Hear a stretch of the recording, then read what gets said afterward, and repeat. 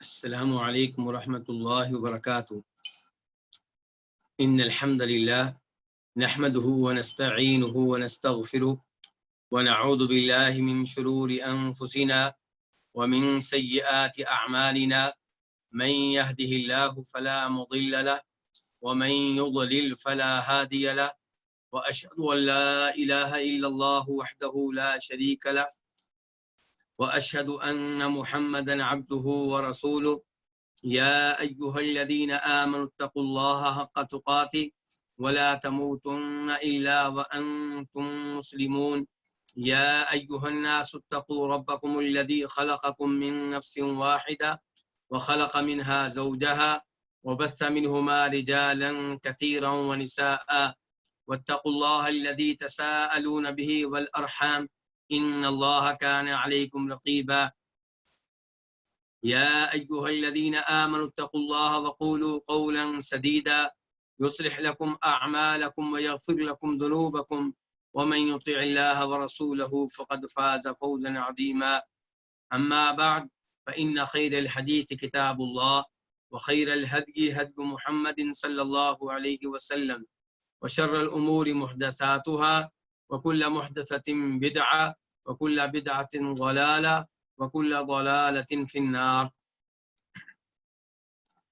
الوافی بما فی الصحیحین، صحیح بخاری اور صحیح مسلم کی تمام احادیث پہ مشتمل یہ کتاب ہے۔ اس کتاب میں 10 مقاصد ہیں۔ ان مقاصد میں سے دوسرا مقصد علم سے تعلق رکھتا ہے، اور اس دوسرے مقصد میں جو علم سے تعلق رکھتا ہے اس میں 4 کتب ہیں۔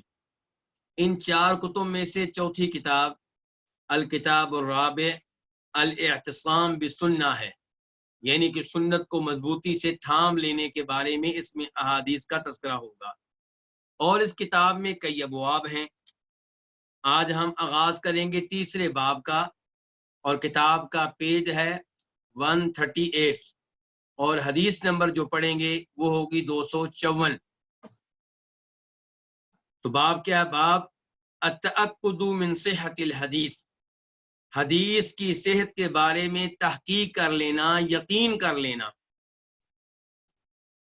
یعنی کہ جو حدیث آپ بیان کر رہے ہیں، جس حدیث کو آپ عقیدہ بنانے لگے ہیں، جس حدیث پہ آپ عمل کرنے لگے ہیں، جس بات کو نبی علیہ الصلوۃ والسلام کی طرف منسوب کرنے لگے ہیں، اس کے بارے میں پہلے یقین کر لیں کہ وہ آپ علیہ الصلوۃ والسلام سے ثابت ہے یا آپ کی طرف غلط طور پہ یا جھوٹے طور پہ منسوب کی گئی ہے۔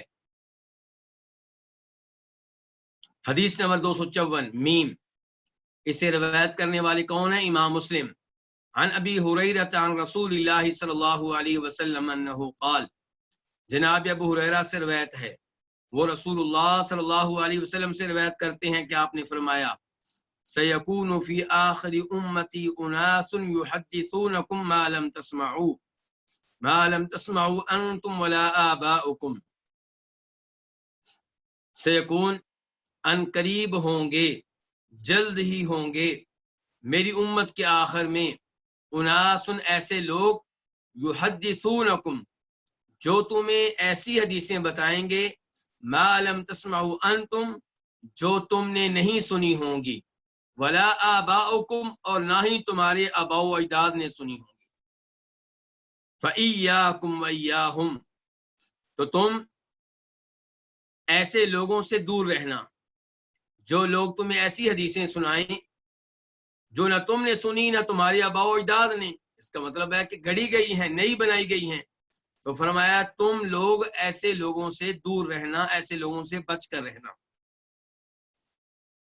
تو اس حدیث سے آپ اندازہ کر سکتے ہیں کہ نبی علیہ الصلوۃ والسلام عام انسان نہیں ہیں کہ جن کی طرف آپ جو بات چاہیں منسوب کر دیں۔ آپ علیہ الصلوۃ والسلام نبی ہیں، رسول ہیں، تو اس لیے آپ کی بات دین کہلاتی ہے، آپ کی بات شریعت کہلاتی ہے۔ تو جب آپ کی طرف کوئی بات منسوب کرنا ہو، اس کے بارے میں یقین کر لیں، اس کی سند کو چیک کر لیں، اس کے بارے میں علماء کرام کے اقوال کا جائزہ لے لیں اور اندازہ کر لیں کہ یہ حدیث آپ علیہ الصلوۃ والسلام نے واقعی کہی ہے یا آپ کی طرف منسوب کی گئی ہے لیکن آپ سے ثابت نہیں ہے۔ باب نمبر 4، باب کتابت الحدیث، یہ باب ہے احادیث لکھنے کے بارے میں، یعنی کہ احادیث لکھنی چاہیے یا نہیں، اس بارے میں یہ باب ہے۔ حدیث نمبر 255 میم، اس حدیث کو روایت کرنے والے بھی امام مسلم ہیں۔ عن ابی سعید الخدری ان رسول اللہ صلی اللہ علیہ وسلم قال، جناب ابو سعید خدری سے روایت ہے کہ رسول اللہ صلی اللہ علیہ وسلم نے فرمایا، لا تکتبوا عنی، میری طرف سے نہ لکھو، یعنی کہ میری باتیں تمہیں لکھنے کی اجازت نہیں ہے، اور آپ کی باتیں کیا کہلاتی ہیں؟ احادیث۔ تو آپ کہہ رہے ہیں لا تکتبوا عنی، میری طرف سے نہ لکھو، یعنی کہ میری احادیث نہ لکھو۔ ومن كتب عنی غیر القرآن فلیمحہ، اور جو میری طرف سے قرآن کے علاوہ کوئی اور چیز لکھے بس اس پہ واجب ہے کہ اسے مٹا ڈالے۔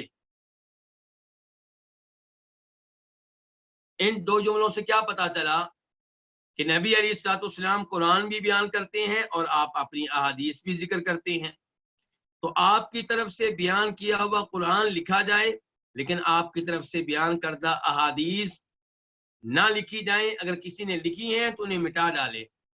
تو یہ شروع میں حکم تھا، شروع میں قرآن بھی نازل ہو رہا تھا اور احادیث بھی آپ ذکر کرتے تھے، تو خطرہ تھا کہ لوگ قرآن کے ساتھ احادیث کو خلط ملط نہ کر بیٹھیں، اس لیے اس زمانے میں یہ حکم دیا گیا کہ جس نے قرآن کے علاوہ نبی علیہ الصلوۃ والسلام سے کوئی اور چیز لکھی ہے، اور وہ اور چیز کیا ہوگی؟ آپ کی احادیث، اسے چاہیے کہ ان احادیث کو مٹا ڈالے تاکہ اس کے پاس صرف قرآن رہے اور قرآن میں کوئی اور چیز مکس نہ ہو۔ اس کے بعد آپ فرماتے ہیں وَحَدِّثُوا عَنِّی، اور میری طرف سے احادیث بیان کرو، یعنی کہ لکھنے سے روک دیا، لیکن یہ اس کا مطلب یہ نہیں ہے کہ احادیث بیان نہیں کی جائیں گی، زبانی بیان کرو، سننے والے سنیں، بیان کرنے والے بیان کریں، لیکن لکھنے سے آپ نے روک رکھا تھا شروع میں۔ فرمایا ولا حرج، میری طرف سے احادیث بیان کرو اور اس میں کوئی حرج نہیں ہے، یعنی کہ احادیث بیان کرنے کی آپ اجازت دے رہے ہیں۔ جب قرآن آخری زمانے میں لوگوں کے پاس مستحکم ہو گیا اور دین مکمل بھی ہو چکا، تو آپ علیہ الصلوۃ والسلام نے احادیث لکھنے کی اجازت دی تھی۔ تو فرمایا ومن کذب علی، اور جو میرے اوپر جھوٹ بولے، یعنی کہ میرے ذمے ایسی بات لگائے جو میں نے نہیں کہی، ومن کذب علی، اور جو میرے اوپر جھوٹ بولے، قال حمام، حمام ایک راوی ہیں، وہ کہتے ہیں، کیا کہتے ہیں؟ احسبہ، کہ میرا اس کے بارے میں گمان ہے۔ کس کے بارے میں؟ زید بن اسلم کے بارے میں۔ ایک راوی ہے حمام، انہوں نے حدیث لی ہے کس سے؟ زید بن اسلم سے۔ زید بن اسلم نے کس سے حدیث لی ہے؟ عطا بن یسار سے۔ عطا بن یسار نے کس سے لی ہے؟ ابو سعید خدری سے۔ تو انہیں کہا جاتا ہے راوی۔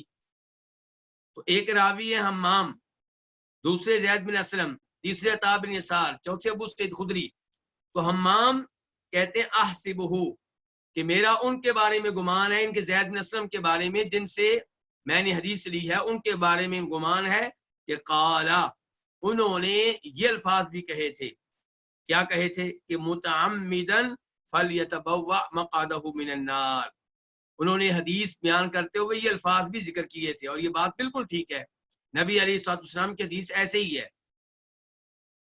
اب یہ جو الفاظ ہیں قال حمام احسبہ قال، یہ آپ دیکھ رہے ہیں قال حمام سے پہلے بھی ہلکی سی لکیر ہے اور بعد میں بھی ہے۔ تو میں نے گزارش کی تھی اس انداز سے دو لکیریں عربی زبان میں بریکٹ کی علامت ہوتی ہیں، تو بریکٹ کو آپ چھوڑ دیں تو روایت کیسے بنے گی کہ ومن کذب علی متعمدا فلیتبوأ مقعدہ من النار، اور جو میرے ذمے झूठी बात लगाए, जो मेरे ऊपर झूठ बांधे, मुतअम्मिदन जानबूझकर, फलयतबव्वा मक़अदहु मिनन नार, बस चाहिए कि वो अपना ठिकाना आग में बना ले, जहन्नम में बना ले। यानी कि उसका ठिकाना क्या होगा, फिर वो जहन्नम में जाएगा, उसे जहन्नम की आग में फेंका जाएगा। इससे अंदाजा कर लें कि मनगढ़ंत रिवायात बयान करना कितना बड़ा जुर्म है, और पाको हिंद में इस जुर्म को मामूली समझ लिया गया है। आप देखेंगे बड़ी बड़ी यूनिवर्सिटियों में, कॉलेजों में, स्कूलों में तकरीब होती है, और वहां पे टीचर्स, प्रोफेसर्स और बाहर से आए हुए मेहमान क्या कह रहे होते हैं, इल्म की अहमियत बयान करते हुए, इल्म हासिल करो चाहे चीन जाना पड़े, इल्म हासिल करो। ये तो नबी अलैहिस्सलाम के अल्फाज हैं, लेकिन इल्म हासिल करो चाहे चीन जाना पड़े, ये नबी अलैहिस्सलाम के अल्फाज नहीं है। और आपकी तरफ इन अल्फाज की निस्बत करने वाला इस हदीस का हिस्सा है, जिसमें आप कह रहे हैं जो जानबूझकर मेरे जिम्मे वो बात लगाई जो मैंने नहीं कही, तो उसका ठिकाना क्या है, जहन्नम है। इस किस्म की मनगढ़ंत रिवायात एक नहीं है, कई एक हैं, जिन्हें लोग बयान करते रहते हैं, बल्कि शेयर करते हैं, फॉरवर्ड करते हैं, ईमेल के जरिए, फेसबुक के जरिए और व्हाट्सएप के जरिए, ट्विटर के जरिए। तो ऐसे लोगों को अल्लाह से डरना चाहिए। तो इस रवायत से क्या पता चला कि शुरू में अहादीस लिखने की इजाजत नहीं थी, लेकिन अहादीस बयान करने की तरगीब तब भी आपने दी है, लेकिन साथ ही आपने खबरदार किया कि मेरी तरफ बातें मंसूब करते हुए ये एहतियात कर लेना कि मेरे जिम्मे कोई ऐसी बात ना लगा देना जो मैंने ना कही हो, वरना वो मेरे ऊपर झूठ होगा, और मेरे ऊपर झूठ कहने वाला, झूठ बोलने वाला कहाँ जाएगा, जहन्नम में जाएगा। उसके बाद हदीस नंबर 256, 256 खा। इस हदीस को रिवायत करने वाले कौन है, इमाम बुखारी। अन अब्दुल्लाह इब्न दीनार, अब्दुल्लाह बिन दिनार से रिवायत है। अब्दुल्लाह बिन दिनार अल कुरैशी अल मदनी, अब्दुल्लाह बिन दिनार कुरैशी मदनी, अब्दुल्लाह बिन उमर रदी अल्लाह तआला अन्हुमा के आजाद करदा गुलाम हैं। वो कहते हैं कि कतब उमर इब्न अब्दुल अजीज इला अबी बकर इब्न हज़्म, कि उमर बिन अब्दुल अजीज ने लेटर लिखा। तब वो क्या थे, खलीफा थे। उमर बिन अब्दुल अजीज उनमें से हैं जिनको खलीफा राशिद कहा जाता है, जिन्होंने बड़ी अच्छी हुकूमत की है, और ये भी बनी उमैया में से हैं। बनी उमैया ने उम्मत मुसलमा को बड़े अजीम हुक्मरान दिए हैं। उनमें से एक उस्मान बिन अफ़्फ़ान रज़ी अल्लाह तआला अन्हु हैं। दूसरे नंबर पे जनाब अमीर मुआविया हैं, जिनकी बैत हसन बिन अली रज़ी अल्लाह तआला अन्हुमा ने की थी, बल्कि जनाब हसन के बैत कर लेने से वो मुत्तफिका हुक्मरान करार पाए, वरना इससे पहले ये सूरत हाल नहीं थी। दूसरे लफ्जों ने हसन बिन अली ने उन्हें खलीफा बनाया और उन्हें अमीर बनाया। और ऐसे ही उमर बिन अब्दुल अजीज, ये भी बनी उमैया में से हैं। बनी उमैया में से इनके अलावा भी हुक्मरान गुजरे हैं, और सबका दौरे हुकूमत मजमूई तौर पे बहुत ही शानदार है। वो अलग बात है कि बनी उमैया की तारीख को दागदार करने की कोशिश की है बाद में आने वाले ऐसे लोगों ने जो सहाबा इकराम के दुश्मन थे, अमीर मुआविया के दुश्मन थे। लेकिन बनी उमैया का दौर, मैं ये नहीं कहूंगा कि वो जनाब अबू बकर और जनाब उमर के मुकाबले में है, नहीं, ऐसी बात नहीं है। तो अब्दुल्लाह बिन दिनार से रिवायत है कि उमर बिन अब्दुल अजीज ने लिखा, किन की तरफ लिखा, अबू बकर बिन हज़म की तरफ लिखा। अबू बकर बिन हज़म कौन है, ये उमर बिन अब्दुल अजीज की तरफ से मदीना के गवर्नर हैं। अबू बकर बिन मोहम्मद बिन आमिर बिन हज़म, इनके पूरा नाम इनका इस तरह है कि अबू बकर इनके वालिद का नाम है मोहम्मद, इनके दादा का नाम है आमिर, और हज़म इनके परदादा का नाम है। और यहाँ पे निस्बत की गई है इनके परदादा की तरफ, क्योंकि परदादा काफी मशहूर थे। तो अबू बकर बिन हज़म की तरफ लेटर लिखा उमर बिन अब्दुल अजीज ने। क्या लिखा उसमें, उन्जुर मा कान मिन हदीस रसूलिल्लाह सल्लल्लाहु अलैहि वसल्लम फक्तुबहु, देखें मा काना जो भी हो, अल्लाह के रसूल अलैहिस्सलाम की हदीस में से जो भी हो उसे देखें, फक्तुबहु बस उसे लिखें। तो ये अल्लाह के रसूल की हदीस को लिखने का सरकारी आर्डर। इससे पहले लोग लिखते थे अपने तौर पे, کیونکہ نبی علیہ الصلوۃ والسلام نے اپنے آخری زمانے میں حدیث لکھنے کی اجازت دی بلکہ ترغیب دی. عبداللہ بن عمر بن عاص حدیث لکھا کرتے تھے اور بھی کئی صحابہ کرام لکھا کرتے تھے. تو اسی کے مطابق عمر بن عبدالعزیز حکم دے رہے ہیں اپنے گورنر کو کہ جو بھی حدیثیں موجود ہیں انہیں لکھو. انظر دیکھو ما کان من حدیث رسول اللہ جو بھی ہیں نبی علیہ الصلوۃ والسلام کی حدیث فاکتبوا پس انہیں لکھو.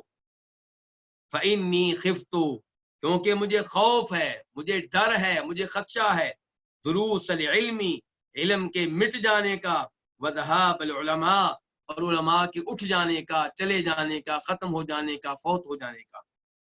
یہاں پہ غور کیجئے عمر بن عبدالعزیز کس کو علم قرار دے رہے ہیں؟ آپ کی احادیث کو. تو علم کس کا نام ہے؟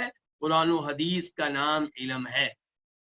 باقی دیگر جو علوم و فنون ہیں وہ دنیاوی چیزیں ہیں جن کے پڑھنے سے انسان کو دنیاوی طور پہ کئی معلومات مل جاتی ہیں اور اچھی جاب مل جاتی ہے اچھا پیسہ ملتا ہے.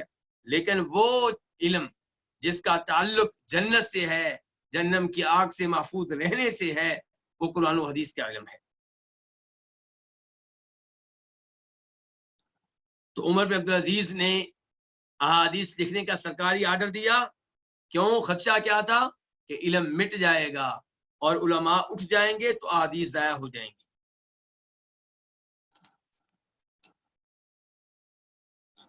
باب نمبر 5 کیا باب ہے؟ باب ہلک المتنطعون ہلاک ہو گئے کون؟ تکلف کرنے والے غلوف کرنے والے غلوف کی گہرائی میں اتر جانے والے. کسی معاملے میں غلوف کرنا یہ چیز جو ہے ایسا کرنے والے فرمایا ہلاک ہو گئے.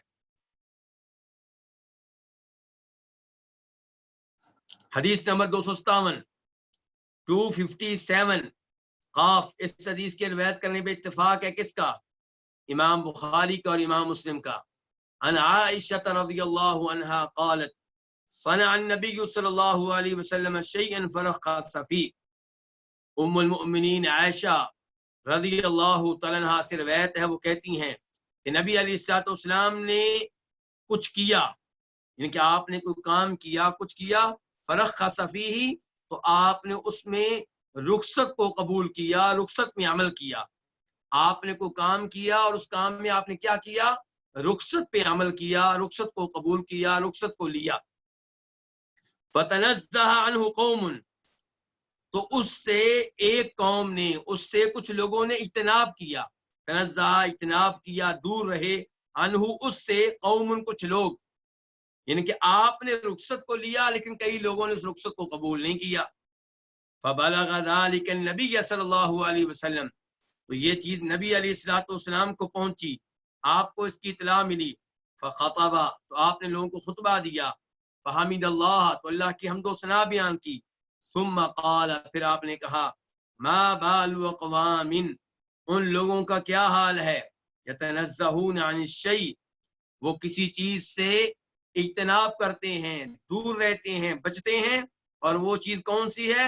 اصنعہ اس چیز کو میں کرتا ہوں.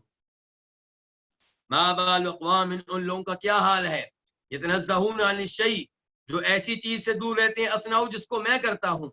فواللہ پس اللہ کی قسم انی لا اعلمہم باللہ یقیناً میں ان میں سے سب سے زیادہ اللہ کو جاننے والا ہوں. واشدہم لہ خشیہ میں ان میں سے سب سے بڑھ کر اللہ سے ڈرنے والا ہوں اللہ کا خوف رکھنے والا ہوں.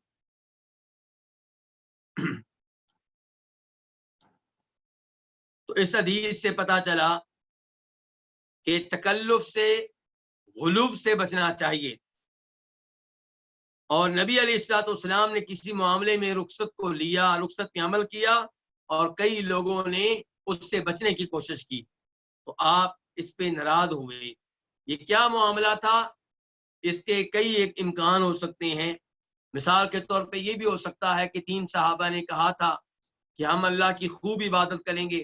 چنانچہ ایک نے کہا تھا میں روزانہ روزہ رکھا کروں گا کبھی ناغہ نہیں کروں گا. دوسرے نے کہا تھا میں پوری رات اللہ کی عبادت کروں گا کبھی بھی رات کو سویا نہیں کروں گا. تیسرے نے کہا تھا کہ میں تو شادی کیا کروں گا. اب نبی علیہ الصلوۃ والسلام شادی بھی کرتے ہیں رات کو نیند بھی پوری کرتے ہیں دن کے ٹائم کبھی روزہ رکھتے ہیں کبھی نہیں رکھتے، اور یہ کہہ رہے ہیں کہ ہم یہ کام نہیں کریں گے، تو آپ علیہ الصلوۃ والسلام اس پہ ناراض ہوئے۔ اور اس بات کا امکان بھی موجود ہے کہ نبی علیہ الصلوۃ والسلام سے سوال کیا گیا، سوال کرنے والے نے کہا کہ کئی دفعہ میں اٹھتا ہوں تو میرے اوپر غسل واجب ہوتا ہے جنابت کی وجہ سے، اور ٹائم کم ہوتا ہے، ان کے فجر کی اذان ہونے والی ہوتی ہے۔ تو آپ نے فرمایا میرے ساتھ بھی ایسا کئی دفعہ ہوتا ہے، تو میں کیا کرتا ہوں، میں سحری کرتا ہوں اور بعد میں غسل کر لیتا ہوں، یعنی کہ اذان کے بعد، اور پھر نماز پڑھ لیتا ہوں۔ تو اس معاملے میں بھی کئی لوگوں نے یہ کہا کہ آپ تو نبی ہیں، آپ کی تو بات اور ہے، یعنی کہ آپ ایسا کر سکتے ہیں، ہم ایسا نہیں کر سکتے۔ تو اللہ کے رسول علیہ الصلوۃ والسلام اس موقع پہ بھی ناراض ہوئے تھے، اور آپ نے کہا تھا کہ میں تم میں سے سب سے بڑھ کر اللہ سے ڈرنے والا ہوں، اور تم میں سے سب سے بڑھ کر اللہ کے بارے میں علم رکھنے والا ہوں۔ اس کے بعد وفی روایت لمسلم، اور مسلم کی ایک روایت میں یہ الفاظ بھی ہیں جو آگے آ رہے ہیں، کیا کہ رخص رسول اللہ صلی اللہ علیہ وسلم فی امر، کہ نبی علیہ الصلوۃ والسلام نے کسی معاملے میں رخصت پہ عمل کیا، یا آپ نے کسی معاملے میں رخصت دی، فتنزہ عنہ ناس من الناس، تو لوگوں میں سے کچھ لوگ اس سے بچے، وہ اس سے دور رہے، انہوں نے اس رخصت کو قبول نہیں کیا، فبلغ ذلك النبی صلی اللہ علیہ وسلم، تو یہ بات نبی علیہ الصلوۃ والسلام تک پہنچی، آپ کے علم میں آئی، فغضب، تو آپ ناراض ہوئے، حتی بان الغضب فی وجہہ، یہاں تک کہ غصہ آپ کے چہرے میں واضح تھا، یعنی کہ آپ کے چہرے سے معلوم ہو رہا تھا کہ آپ شدید ناراض ہیں اس معاملے میں۔ حدیث نمبر 258، اس کو روایت کرنے والے کون ہیں؟ امام بخاری۔ عن انس رضی اللہ عنہ قال كنا عند عمر فقال نهينا عن التکلف، جناب انس بن مالک سے روایت ہے، وہ کہتے ہیں کہ ہم جناب عمر فاروق کے پاس تھے، تو انہوں نے کہا نهينا عن التکلف، کہ ہمیں تکلف کرنے سے روکا گیا ہے۔ یہ کس موقع پہ کہا تھا؟ دیگر روایات سے وضاحت ہوتی ہے کہ جناب عمر فاروق اس آیت پہ غور کر رہے تھے جو سورہ عبس میں آئی ہے کہ وہ فاکہۃ و ابا، کہ اللہ تعالیٰ کہتے ہیں ہم نے فاکہہ پیدا کیے پھل، وہ ابا، اور ہم نے ابا بھی پیدا کیے۔ ابا سے مراد کیا ہے؟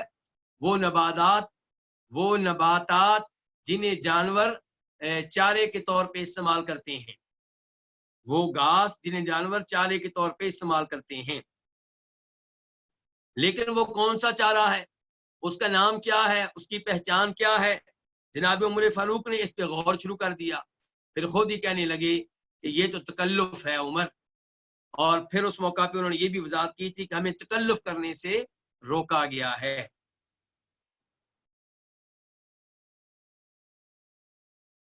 اور جناب عمر فاروق کی الفاظ مرفوع حدیث کے حکم میں ہیں، کیونکہ وہ کہہ رہے ہیں نہینا، ہمیں روکا گیا ہے تکلف کرنے سے، تو روکنے والے کون ہوں گے؟ نبی علیہ الصلوۃ والسلام۔ روایت نمبر 259 میم، اس کو روایت کرنے والے کون ہیں؟ امام مسلم۔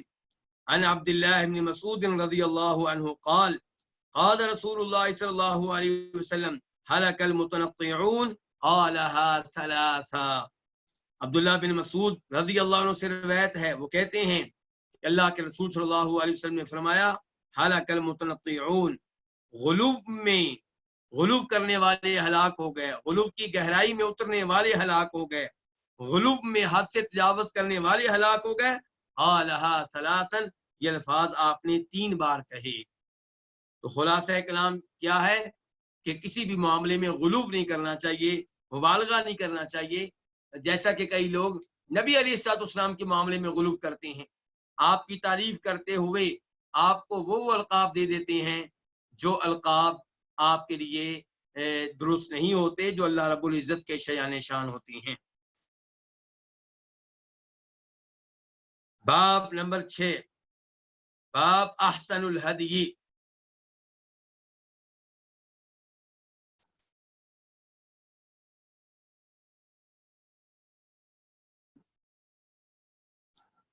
یہ باب کس بارے میں ہے؟ بہترین طریقے کے بارے میں، کہ بہترین طریقہ کون سا ہے۔ کس کا طریقہ بہترین طریقہ ہے، کس کو اپنا آئیڈیل بنانا چاہیے، کس کے نقش قدم پہ چلنا چاہیے، کس کی پیروی کرنی چاہیے۔ حدیث نمبر 260 خا، اسے روایت کرنے والے کون ہیں؟ امام بخاری۔ عن عبداللہ بن مسعود قال، جناب عبداللہ بن مسعود رضی اللہ تعالیٰ عنہ سے روایت ہے، کہتے ہیں ان احسن الحدیث کتاب اللہ، بے شک بہترین کلام اللہ کی کتاب ہے۔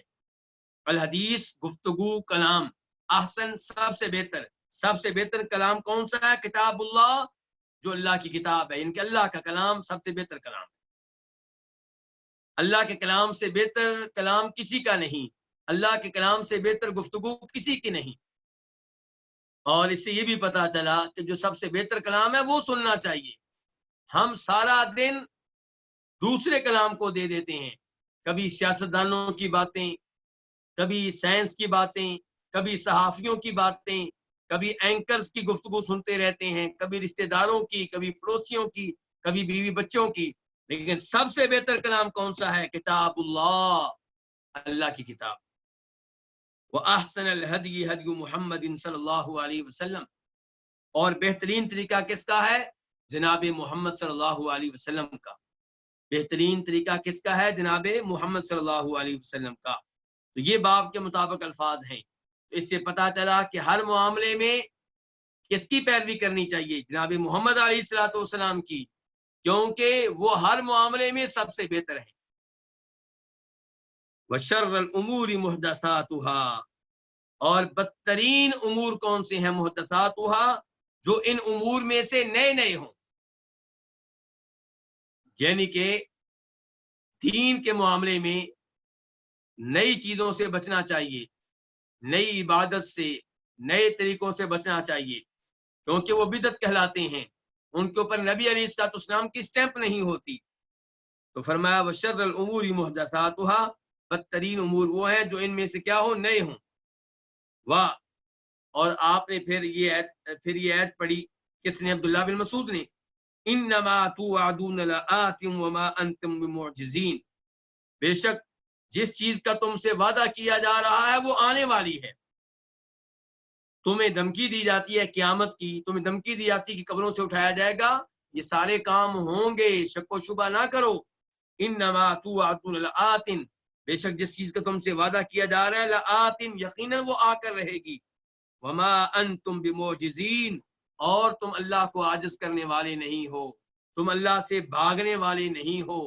تم یہ نہ کہو کہ مر گئے تو کہانی ختم ہوئی اور ہڈیاں ہماری جو ہیں وہ گل سڑ جائیں گی اور ہمیں کوئی نہیں اٹھا سکے گا۔ نہیں، اللہ تعالیٰ کو تم لاچار کرنے والے نہیں ہو، بے بس کرنے والے نہیں ہو، اللہ سے نکل سکنے والے نہیں ہو، تم اللہ کی قدرت اور گرفت میں ہو، اللہ تمہیں دوبارہ اٹھائے گا۔ باب نمبر 7 کیا ہے؟ باب التزام السنتی و رفض المحدثات، یہ باب ہے سنت کو مضبوطی سے تھام لینے کے بارے میں، کہ نبی علیہ الصلوۃ والسلام کی سنت کو مضبوطی سے تھام لینا چاہیے، و رفض المحدثات، اور نئی نئی چیزوں کو رد کر دینا چاہیے۔ التزام و سنت کو مضبوطی سے تھام لینا، پکڑ لینا، التزام لازم پکڑ لینا، تھام لینا، و رفض المحدثات، اور نئی نئی چیزوں کو رفض کیا کر دینا؟ ان کو رد کر دینا۔ اور آج لوگ احادیث پہ اور سنت پہ اتنا عمل نہیں کرتے جتنا بدعتوں پہ عمل کرتے ہیں۔ آپ دیکھ لیں 3واں 7واں 40واں برسی عرس، یہ لوگ کتنے اہتمام سے کرتے ہیں۔ جس اہتمام سے آپ کی سنت پہ عمل کرنا چاہیے، وہ اہتمام کن کے ساتھ ہے؟ بدعتوں کے ساتھ، حالانکہ بدعت کا ارتکاب ایک دفعہ بھی نہیں کرنا چاہیے۔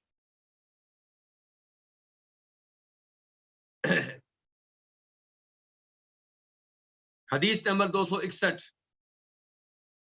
261 قاف، اس حدیث کے روایت کرنے پہ اتفاق ہے کس کا؟ امام بخاری کا بھی، امام مسلم کا بھی۔ عن عائشہ رضی اللہ عنہا، ام المؤمنین عائشہ رضی اللہ عنہا سے روایت ہے، قالت، وہ کہتی ہیں، قال رسول اللہ صلی اللہ علیہ وسلم، کہ اللہ کے رسول صلی اللہ علیہ وسلم نے فرمایا، من احدث فی امرنا ھذا، ما لیس فیہ فہو رد، کہ جس نے ہمارے اس معاملے میں کوئی نئی چیز شروع کی، جس نے ہمارے اس معاملے میں کوئی نیا کام شروع کیا، ما لیس فیہ، جو اس میں نہیں ہے، جس نے ہمارے اس معاملے میں نئے طور پہ وہ کام کیا جو اس میں نہیں ہے، جس کا حصہ نہیں ہے، فہو رد، تو وہ نیا کام مردود ہے، ریجیکٹ ہے، ناقابل قبول ہے، اس کا کوئی اعتبار نہیں ہے۔ تو فی امرنا سے مراد کیا؟ ہمارے دین میں، یعنی کہ جس نے ہمارے اس دین میں وہ کام کیا مالی صفی، جو اس میں نہیں ہے، جو اس کا حصہ نہیں ہے، فہو رد، تو مردود ہے، ریجیکٹ ہے، ناقابل قبول ہے۔ پاک و ہند میں بہت سے لوگ 11ویں مناتے ہیں۔ اب بتائیے 11ویں کی نسبت کس کی طرف ہے؟ شیخ عبد القادر جیلانی رحمہ اللہ کی طرف۔ کس صدی کے ہیں؟ 6 صدی ہجری کے۔ تو 500 سال میں جو کام نہیں ہوتا رہا، صحابہ کرام کے زمانے میں، تابعین کے زمانے میں، تبع تابعین کے زمانے میں، 4 اماموں کے زمانے میں، وہ کام بعد میں دین کیسے بن گیا؟ اور دیکھیے کہ لوگ کتنے زور و شور سے 11ویں کا اہتمام کرتے ہیں۔ اتنا اہتمام سنت کا نہیں ہوتا۔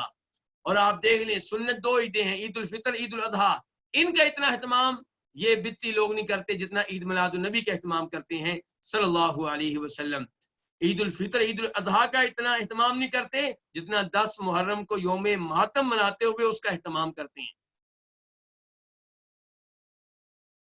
وفی روایت لمسلم، اور مسلم کی ایک روایت میں ہے کہ من عمل عملا لیس علیہ امرنا فہو رد، جس نے کوئی ایسا کام کیا لیس علیہ امرنا، جس پہ ہمارا حکم نہیں ہے، فہو رد، تو وہ عمل کیا ہے؟ مردود ہے، ناقابل قبول ہے، باطل ہے، اس کا کوئی اعتبار نہیں ہے۔ پہلی دوسری روایت میں فرق کیا ہے؟ پہلی روایت میں یہ ہے کہ جس نے بھی ہمارے دین میں کوئی نیا کام شروع کیا وہ مردود ہے۔ اب ہو سکتا ہے کوئی کہے 11ویں کرنے والا، بھئی میں نے تو نہیں شروع کیا تھا، یہ تو مجھ سے پہلے کا شروع ہے۔ تیجا، 7واں، 40واں منانے والا بھی آج کہہ سکتا ہے۔ تو دوسری حدیث نے بتا دیا من عمل عملا لیس علیہ امرنا، جس نے کوئی بھی ایسا کام کیا جس پہ ہمارا حکم نہیں ہے، وہ کام کرنے والا پہلے نمبر پہ ہو یا دوسرے نمبر پہ ہو، یا 15 سال کے بعد آیا ہو یا 100 سال کے بعد آیا ہو، لیکن وہ جو کام کر رہا ہے وہ اللہ کے رسول کے زمانے میں نہیں تھا، صحابہ کرام کے زمانے میں نہیں تھا، اور اسے عبادت سمجھ کے کیا جا رہا ہے، اللہ کا قرب سمجھ کے کیا جا رہا ہے، تو پھر وہ کام کیا ہے؟ مردود ہے، ناقابل قبول ہے۔ اس کے بعد باب نمبر 8، کیا باب ہے؟ باب من دعا الی ہدی، باب اس بارے میں ہے کہ جو دعوت دے کسی ہدایت کی طرف، جو پکارے، جو بلائے کسی ہدایت کی طرف، کسی خیر کے کام کی طرف، یعنی کہ اس کا کیا اجر و ثواب ہے، اس کی کیا شان ہے۔ حدیث نمبر 262 میم، یعنی کہ اسے روایت کرنے والے کون ہیں؟ امام مسلم۔ عن ابی ہریرہ ان رسول اللہ صلی اللہ علیہ وسلم قال، جناب ابو ہریرہ سے روایت ہے کہ اللہ کے رسول صلی اللہ علیہ وسلم نے فرمایا من دعا الی ہدی کان له من الاجر مثل اجور من تبع، جس نے بلایا، دعوت دی کسی ہدایت کی طرف، کسی خیر کے کام کی طرف، کس کو دعوت دی؟ لوگوں کو۔ من دعا، جس نے دعوت دی، جس نے بلایا، الی ہدی، کسی ہدایت کی طرف، کان له من الاجر مثل اجور من تبع، اس کے لیے اجر میں سے اتنا ہوگا جتنے اجر ان کے ہیں من تبعہ، جو اس کی پیروی کریں گے۔ آپ نے لوگوں کو دعوت دی کس چیز کی؟ سوموار کا روزہ رکھنے کی۔ آپ جتنے لوگ سوموار کا روزہ رکھیں گے، آپ کی حدیث سن کر، آپ کی تقریر سن کر، آپ کا درس سن کر، تو آپ کو ان سب کے روزہ رکھنے کا ثواب ملے گا، اور ان کے اجر و ثواب میں بھی کوئی کمی نہیں ہوگی، ان کو بھی پورا ملے گا۔ آپ دیکھیے کہ خیر کی طرف بلانا کتنا عظیم کام ہے، نماز کی دعوت دینا کتنا عظیم کام ہے۔ من دعا، جو دعوت دے، الی ہدی، کسی ہدایت کی طرف، کان لہو، اس کے لیے ہوگا، کس کے لیے؟ دعوت دینے والے کے لیے، کان لہو، اس کے لیے ہوگا، من الاجر، اجر و ثواب میں سے کتنا؟ مثل اجور من تبعہ، ان کے اجر و ثواب جیسا جنہوں نے اس کی پیروی کی ہے۔ لا ينقص ذلك من اجورهم شيئا، اور ساتھ ہی آپ نے فرمایا کہ یہ چیز کام نہیں کرے گی ان کے اجر و ثواب میں سے کچھ بھی، کہ یہ دعوت دینے والے کو تو اجر و ثواب مل رہا ہے، یہ اجر و ثواب ان کے اجر و ثواب میں کمی نہیں کرے گا جنہوں نے دعوت قبول کر کے عمل کیا۔ لا ينقص ذلك، یہ کام نہیں کرے گا، یہ کیا، یہ اجر و ثواب جو اس کو مل رہا ہے جو دعوت دے رہا ہے، یہ چیز کام نہیں کرے گی ان کے اجر و ثواب میں سے شیئن، کچھ بھی، انہیں بھی پورا ثواب، اسے بھی پورا ثواب۔ ومن دعا الى ضلالۃ، اور جو دعوت دے کسی گمراہی کی طرف، آپ کسی کو دعوت دیتے ہیں 11ویں کی، تیجے کی، 7ویں کی، 40ویں کی، برسی کی، گندی فلم دیکھنے کی، گندا ڈرامہ دیکھنے کی، میوزک سننے کی، گندے گانے سننے کی، ومن دعا الى ضلالۃ، اور جو بلائے کسی بھی گمراہی کی طرف، کان علیہ من الاثم مثل آثام من تبعہ، اس کے ذمے ہوگا من الاثم، گناہوں میں سے، مثل آثامی، ان کے گناہوں جتنا، من تبعہ، جتنا گناہ ان کے لیے جنہوں نے اس کی پیروی کی ہے۔ لا ينقص ذلك، یہ گناہ یعنی کہ جو اس کو ملے گا جس نے گناہ کی دعوت دی، یہ گناہ کمی نہیں کرے گا ان کے گناہ میں سے کچھ بھی، عمل کرنے جنہوں نے گناہ کیا انہیں گناہ کا گناہ پورا پورا گناہ ملے گا، اور اس کو بھی گناہ ملے گا جس نے دعوت دی۔ اب لوگ آج موبائل کے ذریعے دوسروں کو کیا بھیج رہے ہیں، میوزک، گندی تصویریں عورتوں کی، گندی فلمیں، یا شرک پہ مبنی تقریر، یا شرکیہ قوالی، یا شرکیہ نعت، یا بدعت کے بارے میں ترغیب، ایسی چیزیں بھیج رہی ہیں۔ اب وہ کلپ کن تک پہنچ رہا ہے، 100 آدمیوں تک، کیونکہ جس کو آپ بھیجیں گے وہ آگے کسی اور کو بھیجے گا، آپ کا بھیجا ہوا کلپ 1000 آدمی تک گیا، 500 آدمی تک گیا، 500 آدمیوں کو جتنا گناہ ملنا ہے اتنا ہی گناہ آپ کو بھی ملے گا، اور ان کو گناہ میں پورا پورا ملے گا، ان کے گناہ میں کوئی کمی نہیں ہوگی۔ اس لیے موبائل کا استعمال سوچ سمجھ کر کریں، جدید ٹیکنالوجی کا استعمال سوچ سمجھ کر کریں۔ اس کی بجائے آپ تلاوت بھیجیں، جس کو بھیج رہے ہیں وہ راضی ہو یا ناراض ہو آپ بھیج دیں، اچھی تقریر بھیج دیں، کسی کوئی ایک حدیث بھیج دیں، حدیث کا ترجمہ بھیج دیں۔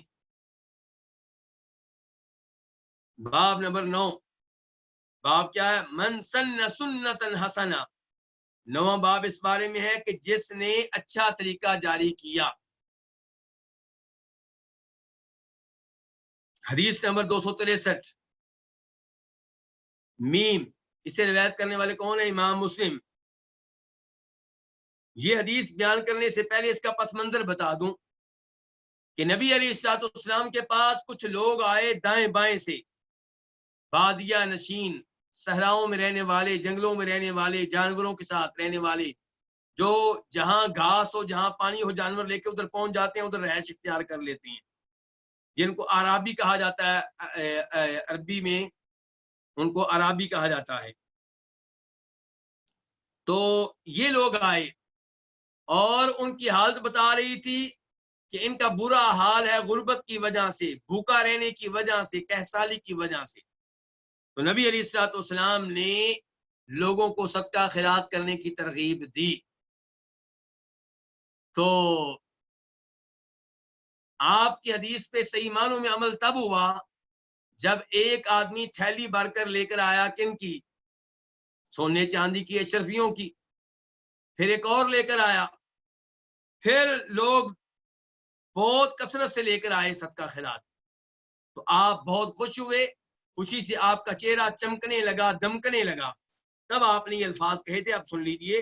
جریر بن عبداللہ البجلی سے روایت ہے، کہتے ہیں کہ اللہ کے رسول علیہ السلام نے فرمایا، من سن فی الاسلام سنتا حسنہ، جو اسلام میں اچھا طریقہ مقرر کرے، جو اسلام میں اچھا طریقہ جاری کرے، فلہ اجرھا، بس اس کے لیے اس کا اجر ہے، کس کا، اس اچھے طریقے کا، واجر من عمل بها بعدہ، اور ان کا اجر بھی ہے جو اس پہ عمل کریں گے اس کے بعد۔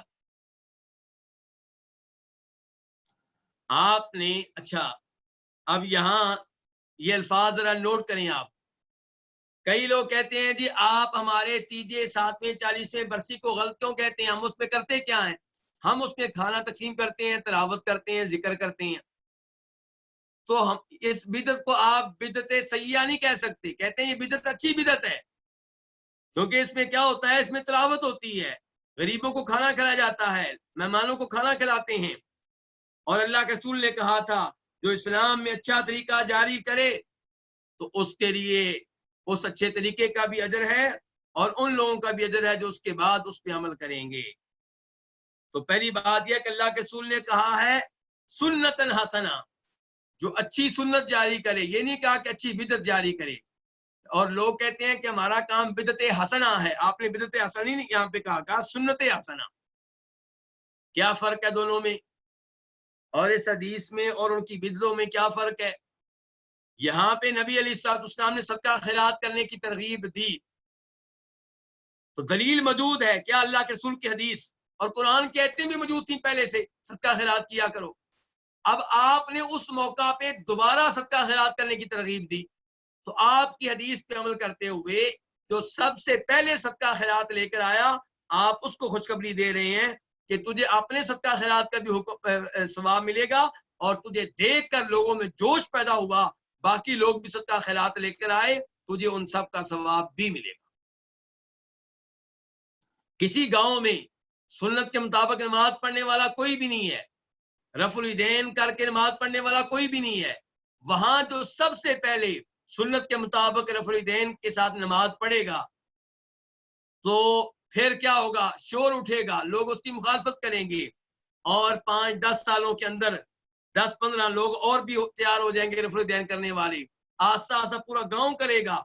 اب وہ رفع الیدین وہاں پہ جاری ہو گیا ہے، جس نے پہلی دفعہ کیا تھا اسے اپنا بھی ثواب ملے گا، اپنے رفع الیدین کرنے کا بھی، اور جن تک اس کی یہ سنت اس کا طریقہ پھیلا ان کا بھی ثواب ملے گا. کسی گاؤں میں مسجد نہیں تھی، جس نے سب سے پہلے آواز اٹھائی کہ مسجد بننی چاہیے اور جس نے سب سے پہلے چندہ دیا مسجد بنانے کے لیے، اس کو دیکھ کر باقی لوگ بھی دیں گے، مسجد بن جائے گی اور ہر نماز میں 100 آدمی 200 آدمی، جمعے میں 1000 آدمی ہوں گے، سب کا ثواب اسے ملتا رہے گا. تو من سن فی الاسلام سنت حسنہ، جو اسلام میں اچھی سنت جاری کرے، اچھی سنت کا مطلب کیا، طریقہ، جو اسلام میں اچھا طریقہ جاری کرے، فلاح، پس اس کے لیے اجرھا، اس کا اجر ہے اس اچھے طریقے کا، واجر من عمل بها، اور اس کے لیے اجر ہے ان کا بھی جو عمل کرتے ہیں بها، اس اچھے طریقے پہ، جو عمل کریں گے اس اچھے طریقے پہ، بعدہ، اس کے بعد، من غیر ان ينقص من اجورهم شيء، بغیر اس کے کہ ان کے اجر میں کچھ بھی کمی ہو، یعنی کہ جو بعد میں اس طریقے پہ عمل کریں گے انہیں بھی پورا ثواب ملے گا. ایسا نہیں ہے. دنیا میں کیا ہوتا ہے، دنیا میں کیا ہوتا ہے کہ حکومت بعد والے لوگوں سے 1-1 روپیہ کاٹ لے گی کہ ہر آدمی 1-1 روپیہ چھوڑ دے اس آدمی کے لیے جس نے پہلے کام کیا تھا، یا 1-1 پیسہ چھوڑ دیں. آپ 1-1 پیسہ بھی چھوڑیں گے تو پہلے آدمی کا 1,00,000 روپیہ بن جائے گا، 1 کروڑ بن جائے گا، 1 ارب بن جائے گا. اللہ کے ہاں ایسا نہیں ہے. اللہ کے ہاں پہلے کو اپنے صدقہ خیرات کرنے کا ثواب، اور جو بعد میں صدقہ خیرات لے کر آئے، مثال کے طور پہ وہ بن گیا 1 کروڑ، تو 1 کروڑ کا بھی ثواب، اور 1 کروڑ جو جمع ہوا ہے اس میں کئی لوگوں کی محنت ہے، کسی نے 1,00,000 دیا تھا، کسی نے 1,000، کسی نے 100، ان میں سے ہر ایک کو اپنے اپنے دیے ہوئے مال کے مطابق اجر و ثواب ملے گا، کسی کے اجر و ثواب میں کمی نہیں ہوگی. ومن سن فی الاسلام سنتا سیئہ، اور جو اسلام میں برا طریقہ جاری کرے، کان علیہ وزرھا، تو اس کے ذمے ہوگا وزرھا، اس کا بوجھ، کس کا، اس برے طریقے کا، ووزر من عمل بها من بعد، اور بوجھ ان لوگوں کا بھی جو اس پہ عمل کریں گے، من بعد ہی، اس کے بعد، من غیر ينقص من اوزارهم شيء، بغیر اس کے کہ ان کے گناہوں میں کچھ بھی کمی ہو.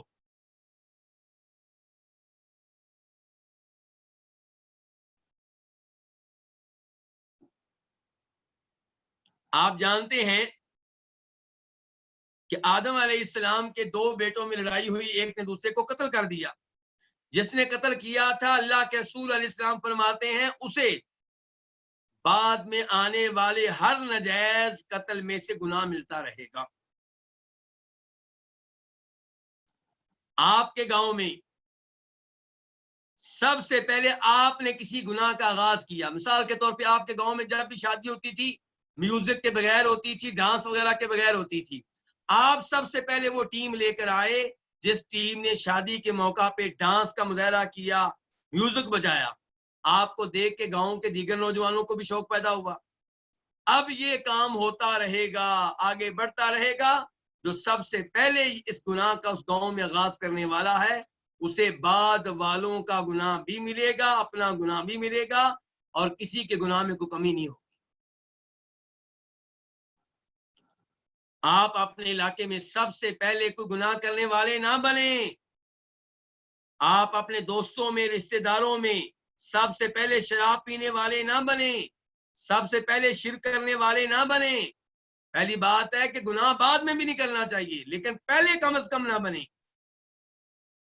آپ کو دیکھ کے کوئی اور گناہ نہ کرے، آپ گناہ میں کسی کے امام نہ بنے، گناہ میں آپ کسی کے لیے ماڈل اور نمونہ نہ بنے، ورنہ صورتحال بڑی خطرناک ہے قیامت تک۔ اسی لیے اس حدیث کو آپ لیں، ذرا غور کریں اس پہ۔ آپ نے اپنے بیٹے کو بسم اللہ سکھائی، 2 سال کے بیٹے کو، 3 سال کے بیٹے کو، اب وہ بسم اللہ جب تک پڑھتا رہے گا آپ کو ثواب ملتا رہے گا، اس کو بھی ملے گا۔ پھر وہ بسم اللہ سکھائے گا اپنے 10 بیٹوں کو، ان 10 کا ثواب بھی آپ کو ملتا رہے گا۔ پھر وہ 10 جو ہے شادیاں کریں گے، ہر ایک کے 10 بچے ہوں گے، کتنے ہو گئے؟ 100 بچے۔ تو 100 بچے جو ہیں ان کو ان کے والد سکھائیں گے بسم اللہ، لیکن والد کو آپ نے سکھائی تھی، ان کا ثواب بھی آپ کو ملتا رہے گا۔ پھر آگے سوچتے جائیں قیامت تک کتنا ثواب آپ کے۔ اور یہی صورتحال گناہ کی ہے، اس لیے گناہ سے پیچھے ہٹیں، گناہ میں امام نہ بنے، پیشوا نہ بنے۔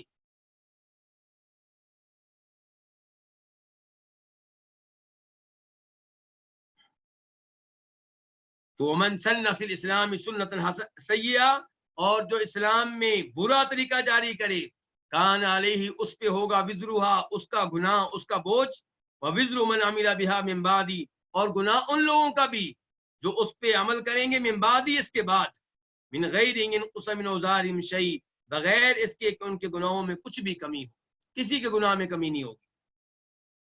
اس کے بعد کیا ہے؟ باب، کون سا باب ہے؟ باب نمبر 10، قولہ صلی اللہ علیہ وسلم مثلی و مثلکم، باب ہے نبی علیہ السلام کے فرمان کے بارے میں کہ میری مثال اور تمہاری مثال، میری حالت اور تمہاری حالت، میرا وصف اور تمہارا وصف۔ آپ نے ایک مثال بیان کی ہے ایک حدیث میں، وہ یہاں پہ ذکر کی جائے گی۔ حدیث نمبر کون سی ہے؟ 264، 264 قاف۔ اسے روایت کرنے والے کون؟ امام بخاری بھی، امام مسلم بھی۔ عن ابی موسیٰ، ابو موسیٰ اشعری رضی اللہ تعالیٰ عنہ سے روایت ہے، عن النبی صلی اللہ علیہ وسلم قال، وہ نبی علیہ السلام سے روایت کرتے ہیں کہ آپ نے فرمایا، انما مثلی ومثل ما بعثنی اللہ بہ، سوائے اس کے نہیں، میری مثال اور مثال اس چیز کی جس کے ساتھ اللہ نے مجھے بھیجا ہے۔ اللہ نے آپ کو کس کے ساتھ بھیجا ہے؟ قرآن و حدیث کے ساتھ، شریعت کے ساتھ، ہدایت کے ساتھ، علم کے ساتھ۔ تو آپ کہنا چاہتے ہیں میری مثال اور جو شریعت میں لے کر آیا ہوں اس کی مثال، میری مثال اور جو علم میں لے کر آیا ہوں، ہدایت لے کر آیا ہوں، اس کی مثال کیا مثال ہے جی اس کی؟ کمثل رجل، میری اور جو میں لے کر آیا ہوں اس کی مثال اس آدمی کی مثال کی طرح ہے، اتا قومن، جو کسی قوم کے پاس آیا، فقال، تو اس نے کہا، یا قومی، اے میری قوم، انی رأیت الجیشا، بے شک میں نے لشکر دیکھا ہے، الجیشا یعنی کہ وہ لشکر جس سے ہمیں خطرہ تھا، جن کے بارے میں پہلے ہی پتا ہوتا ہے سب کو کہ حملہ ہوا تو وہ کرے گا۔ فرمایا انی رأیت الجیش بعینیہ، کہ بے شک میں نے اس لشکر کو دیکھا ہے بعینیہ، اپنی ان 2 آنکھوں سے، میں نے اس لشکر کو دیکھا اپنی دونوں آنکھوں سے۔ وَإِنِّي أَنَا النَّذِيرُ الْعُرْيَانُ، اور بے شک میں واضح طور پہ وارننگ دینے والا ہوں، واضح طور پہ تمہیں خبردار کر رہا ہوں، واضح طور پہ تمہیں ڈرا رہا ہوں، یعنی کہ کوئی چھپے ہوئے الفاظ کے ساتھ نہیں، واضح طور پہ کہہ رہا ہوں کہ دشمن کو میں نے دیکھا ہے، وہ بڑھ رہا ہے ہمارے گاؤں کی طرف، ہمارے ملک کی طرف، ہمارے شہر کی طرف حملہ کرنے والا ہے۔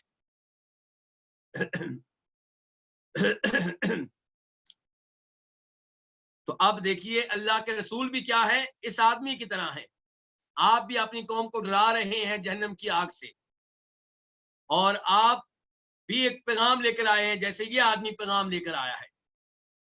تو فرمایا فَلْنَجَاءَ، تو آدمی کیا کہتا ہے، النجاء، یعنی کہ جلدی کرو، جلدی کرو، کس چیز میں جلدی کرو، یہاں سے نکلنے میں، بھاگ جاؤ جلدی سے۔ کچھ روایتوں میں آتا ہے فَلْنَجَاءَ، یعنی کہ کامیابی کو لازم پکڑ لو، نجات کی راہ اختیار کر لو، یہاں سے نکل جاؤ، کوئی سوچ لو، کوئی تیاری کر لو۔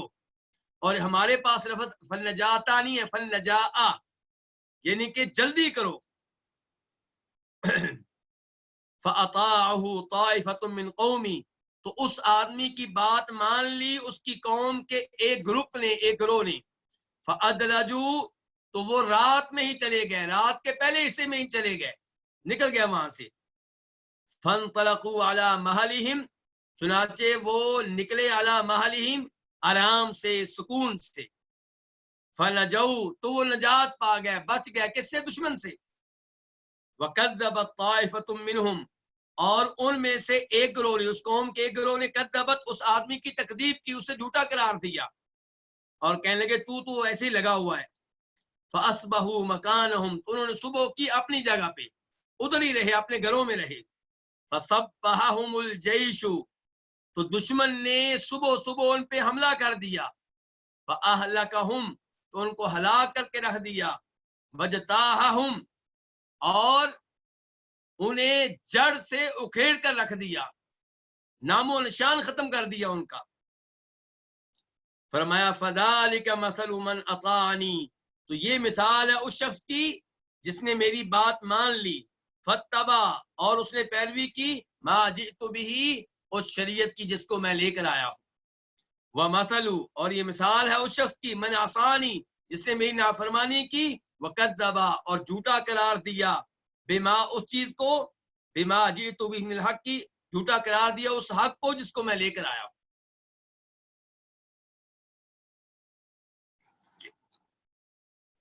مجھے امید ہے کہ یہ مثال آپ سمجھ چکے ہوں گے، بالکل واضح مثال ہے۔ فرمایا کہ یہ کسی قوم کا یہ آدمی ان کو ڈرا رہا ہے، ان کی خیر خواہی کر رہا ہے، بتا رہا ہے بہت بڑا لشکر آ رہا ہے، دشمن آ رہا ہے، نکل جاؤ، بھاگ جاؤ، تیاری کر لو۔ اب جو بات مان لیں گے وہ بچ جائیں گے، اور جو بات نہیں مانیں گے، اس کو جھوٹا قرار دیں گے، اس کی بات پہ یقین نہیں کریں گے، کیا ہوگا، دشمن صبح حملہ کرے گا، ان کو تباہ و برباد کر کے رکھ دے گا۔ فرمایا یہی مثال میری ہے، میں حق لے کر آیا ہوں، جو میری بات مانے گا کامیاب ہو جائے گا، بچ جائے گا جہنم کی آگ سے، جو میری نافرمانی کرے گا، مجھے جھوٹا قرار دے گا، یقین نہیں کرے گا، تو کیا ہوگا، وہ جہنم کی آگ میں گرے گا، اور وہ پھر جہنم سے بچنے کی تیاری نہیں کر سکے گا۔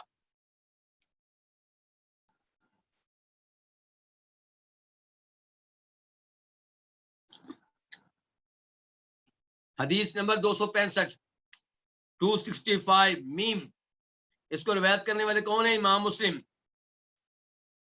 عن جابر رضی اللہ عنہ، جناب جابر بن عبداللہ انصاری سے روایت ہے، قال رسول اللہ صلی اللہ علیہ وسلم، کہ رسول اللہ صلی اللہ علیہ وسلم نے فرمایا، مثلی و مثلکم، میری مثال اور تمہاری مثال، کمثلی رجل، اس آدمی کی مثال کی طرح ہے، اوقد نارا، جس نے آگ جلائی، فجعل الجنادب والفراش یقعن فیہا، تو مکڑے اور پتنگے، یقعن فیہا، اس میں گرنے لگے، کس میں، اس آگ میں، وہوا یذبہن عنہا، اور وہ ان کو روک رہا ہے، کن کو، ان پتنگوں کو، ان مکڑوں کو، ان کیڑوں مکوڑوں کو روک رہا ہے، کس سے، عنہا، اس آگ سے، ان کو بچانے کی کوشش کر رہا ہے۔ فرمایا اللہ کے رسول نے، یہ ہے میری مثال اور تمہاری مثال، کہ میں اور تم اس آدمی کی طرح ہیں۔ اب لوگ ہو گئے پتنگوں کی طرح اور مکڑوں کی طرح کہ بھاگ بھاگ کے جہنم کی آگ کی طرف جا رہے ہیں، گناہ کر رہے ہیں جو جہنم کی آگ میں لے کر جائیں گے، اور اللہ کے رسول اس آدمی کی طرح ہو گئے امت کو بچانے کی کوشش میں لگے ہوئے ہیں کہ جہنم کی آگ سے بچ جائے۔ آپ دھکیل رہے ہیں جہنم سے پیچھے، اور لوگ دھکے سے آپ کو نظر انداز کر کے جہنم کی آگ میں گرنا چاہتے ہیں۔ بالکل صورتحال پتنگوں مکڑوں کی ہے۔ فرمایا وَأَنَا آخِذٌ بِحُجَزِكُمْ عَنِ النَّارِ، میں پکڑے ہوئے ہوں، میں تھامے ہوئے ہوں، بِحُجَزِكُمْ تمہاری کمروں کو، تمہاری کمر کو میں پکڑے ہوئے ہوں، عَنِ النَّارِ جہنم کی آگ سے بچانے کے لیے میں تمہیں کمر سے پکڑے ہوئے ہوں تاکہ جہنم کی آگ سے بچ جاؤ، لیکن تم کیا کرتے ہو؟ وَأَنْتُمْ تَفَلَّتُونَ مِنْ يَدِي، تم میرے ہاتھ سے نکلے جا رہے ہو، میرے قابو میں نہیں آ رہے ہو۔ وَأَنْتُمْ اور تم تَفَلَّتُونَ نکلے جا رہے ہو، من یدی میرے ہاتھوں سے، میں تمہیں پکڑتا ہوں، بچاتا ہوں، تم جان چھڑاتے ہو اور بھاگ کر جا رہے ہو اس جہنم کی آگ کی طرف۔ اندازہ کیجئے کہ نبی علیہ السلام ہمارے کتنے خیر خواہ، اور ہم کس قدر اللہ کے رسول کو نظر انداز کرنے والے، آپ سے لاپرواہی کا مظاہرہ کرنے والے۔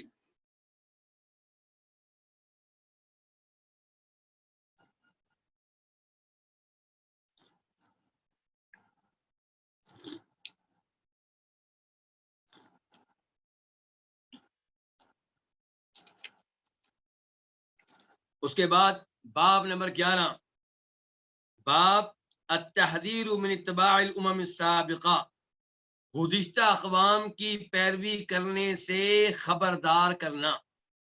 یعنی کہ نبی علیہ السلام نے خبردار کیا ہے کہ گزشتہ اقوام کی پیروی نہ کرنا، ان کے نقش قدم پہ نہ چلنا، ان کے اعمال جیسے اعمال سر انجام نہ دینا۔ حدیث نمبر 266 یعنی کہ 266 قاف، اسے روایت کرنے والے کون؟ امام بخاری بھی، امام مسلم بھی۔ عن ابی سعید الخدری، ابو سعید خدری سے روایت ہے، عن النبی صلی اللہ علیہ وسلم، کس سے روایت کرتے ہیں؟ نبی صلی اللہ علیہ وسلم سے، قال کہ آپ نے فرمایا لَتَتَّبِعُنَّ سَنَنَ مَنْ كَانَ قَبْلَكُمْ، یقیناً تم پیروی کرو گے ان لوگوں کے طریقے کی جو تم سے پہلے ہیں، یقیناً تم چلو گے ان لوگوں کے طریقے پہ جو تم سے پہلے ہیں۔ ان کے طریقے پہ تم پورا چلو گے یا تھوڑا تھوڑا؟ فرمایا مکمل طور پہ، شبرم بشبرین، جیسے بالشت بالشت کے برابر ہوتی ہے۔ یہ دیکھیں گے بالشت ہے، یہ کیا ہے؟ یہ بالشت ہے، یہاں سے لے کے یہاں تک جبکہ انگلیاں کھلی ہوئی ہوں، یہ کیا ہے؟ بالشت ہے۔ اب دیکھیے بالشت اور بالشت برابر ہے یا کوئی ہے کمی بیشی؟ دیکھیں دونوں برابر ہیں کہ برابر نہیں ہیں؟ بالکل برابر ہیں آپس میں۔ فرمایا جیسے بالشت بالشت کے برابر ہے، وذراعًا بذراع، اور جیسے ہاتھ ہاتھ کے برابر ہے، بازو بازو کے برابر ہے۔ جیسے انسان کی ایک بالش دوسری بالش کے برابر ہوتی ہے، ایک بازو دوسرے بازو کے برابر ہوتا ہے، بالکل اسی برابری کے ساتھ تم پہلے لوگوں کے نقش قدم پہ چلو گے، ان کے طریقوں کو اپناؤ گے۔ حتی لو دخلوا جوہر ضب تبعتموہم، حتیٰ کہ اگر وہ داخل ہوئے ہوں کسی سانڈے کے بل میں تو تبعتموہم، تم ان کی اس معاملے میں پیروی کرو گے، وہاں بھی داخل ہو جاؤ گے، یعنی کہ تم نے ان کی پیروی کرنی ہے۔ کفر کے علاوہ باقی تمام معاملات میں تم ان کی پیروی کرو گے۔ جو کفر و شرک کرے گا اس کو تو آپ ظاہر ہے یہاں پہ مخاطب نہیں کر لے، اور اگر ہم یہ کہیں کہ آپ سب کو مخاطب کر رہے ہیں، اپنی ساری امت کو، چاہے کافر ہو چاہے مسلمان ہو، تو پھر اس پیروی میں کفر بھی آ جائے گا۔ قلنا، ہم نے کہا یا رسول اللہ، اللہ کے رسول، الیہود والنصارى، آپ یہودیوں اور عیسائیوں کی بات کر رہے ہیں؟ آپ نے کہا ہے نا کہ تم پہلے لوگوں کے طریقے پہ چلو گے، ان کے نقش قدم پہ چلو گے، یہ آپ کن کی بات کر رہے ہیں؟ پہلے لوگ کون مراد؟ یہودی اور عیسائیوں کی بات کر رہے ہیں۔ قال فمن، تو آپ نے کہا اور کون ہو سکتے ہیں؟ یعنی کہ میں انہی کی بات کر رہا ہوں، تم یہودیوں اور عیسائیوں کے نقش قدم پہ چلو گے۔ اس سے پتا چلا کہ یہودیوں اور عیسائیوں کے نقش قدم پہ نہیں چلنا چاہیے۔ اور اللہ کے رسول علیہ الصلوۃ والسلام اسی لیے فوت ہونے سے پہلے کیا کہہ رہے تھے؟ اللہ کی لعنت ہو یہودیوں اور عیسائیوں پہ کہ انہوں نے اپنے نبیوں اور نیک لوگوں کی قبروں کو سجدہ گاہیں بنا لیا تھا، تم یہ کام نہ کرنا، میں تمہیں اس سے روکتا ہوں۔ تو قبروں کے پاس آ کر نمازیں پڑھنا چاہے اللہ کے لیے پڑھی، آپ نے قبر کو سجدہ گاہ بنا لیا۔ قبر کے پاس آ کر جانور ذبح کرنا چاہے آپ اللہ کے لیے کر رہے ہوں، آپ نے اس قبر کو عبادت گاہ بنا لیا، کیونکہ جانور ذبح کرنا عبادت ہے۔ تو اس لیے قبروں کو سجدہ گاہیں بنانے کی اجازت نہیں ہے، چاہے وہ سجدہ آپ نے اللہ کو کرنا ہو۔ اور یہودیوں عیسائیوں نے ایسا ہی کیا تھا، پھر آہستہ آہستہ وہ باقاعدہ شرک میں داخل ہو گئے تھے۔ باب نمبر 12، انتم اعلم بامر دنیاکم، باب کیا ہے کہ تم اپنی دنیا کے معاملات کو زیادہ بہتر جاننے والے ہو۔ تو نبی علیہ الصلوۃ والسلام فرما رہے ہیں تم اپنی دنیا کے معاملات کو بہتر جانتے ہو۔ اس کا مطلب یہ ہے کہ دنیاوی امور میں اگر اللہ کے رسول علیہ الصلوۃ والسلام نے کوئی تعلیمات نہیں دی تو پھر لوگ آزاد ہیں۔ اگر آپ نے کسی دنیاوی معاملے کو حلال یا حرام قرار نہیں دیا تو پھر لوگ وہاں پہ جو کرنا چاہتے ہیں کریں، کیونکہ شریعت اس میں خاموش ہے، تو آپ جو کرنا چاہتے ہیں کریں۔ حدیث نمبر 267 بیم، اس حدیث کے روایت کرنے والے کون ہیں؟ امام مسلم۔ عن عائشہ وعن انس، اس حدیث کو روایت کرنے والے دو صحابی ہیں، تو ام المومنین عائشہ اور جناب انس بن مالک سے روایت ہے ان النبی صلی اللہ علیہ وسلم مر بقوم، کہ نبی علیہ الصلوۃ والسلام ایک ایسی قوم کے پاس سے گزرے، یلقیحون، جو کیا کر رہے تھے؟ گھابا لگا رہے تھے۔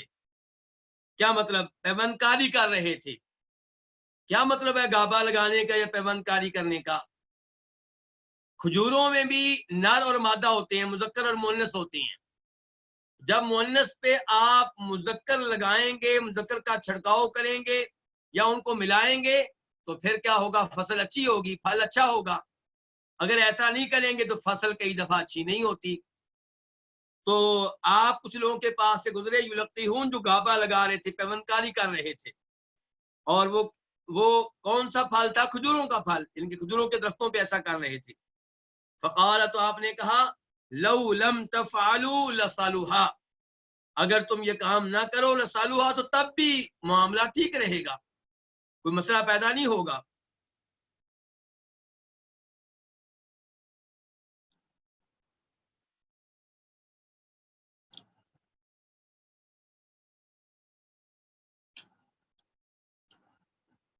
آپ کہہ رہے ہیں لو لم تفعلوا، اگر تم یہ کام نہ کرو، پیوند کاری نہ کرو، لصالحا، یقیناً تب بھی ٹھیک رہے گا معاملہ۔ قال، راوی کہتے ہیں، فخرج شیسا، تو پھل کس انداز میں نکلا؟ پھل کیسے پیدا ہوا؟ پھل نکلا، پیدا ہوا، شیسن، ردی شکل میں، کھجوریں پیدا ہوئی ردی، بیکار۔ فمر بہم، تو آپ ان کے پاس سے گزرے، آپ کا دوبارہ گزرے ہوا ان لوگوں کے پاس۔ فقال، تو آپ نے کہا، ما لنخلکم، کیا بنا تمہارے کھجور کے درختوں کا؟ قالوا، انہوں نے کہا، قلت کذا وکذا، آپ نے یوں یوں کہا تھا، مطلب یہ کہ آپ نے یوں یوں کہا تھا، ہم نے اس کے اوپر عمل کیا تو پھل ہمارا بہت ردی پیدا ہوا ہے۔ قال، تو آپ نے کہا، انتم اعلم بامر دنیاکم، تم اپنی دنیا کے معاملے کو زیادہ بہتر جاننے والے ہو۔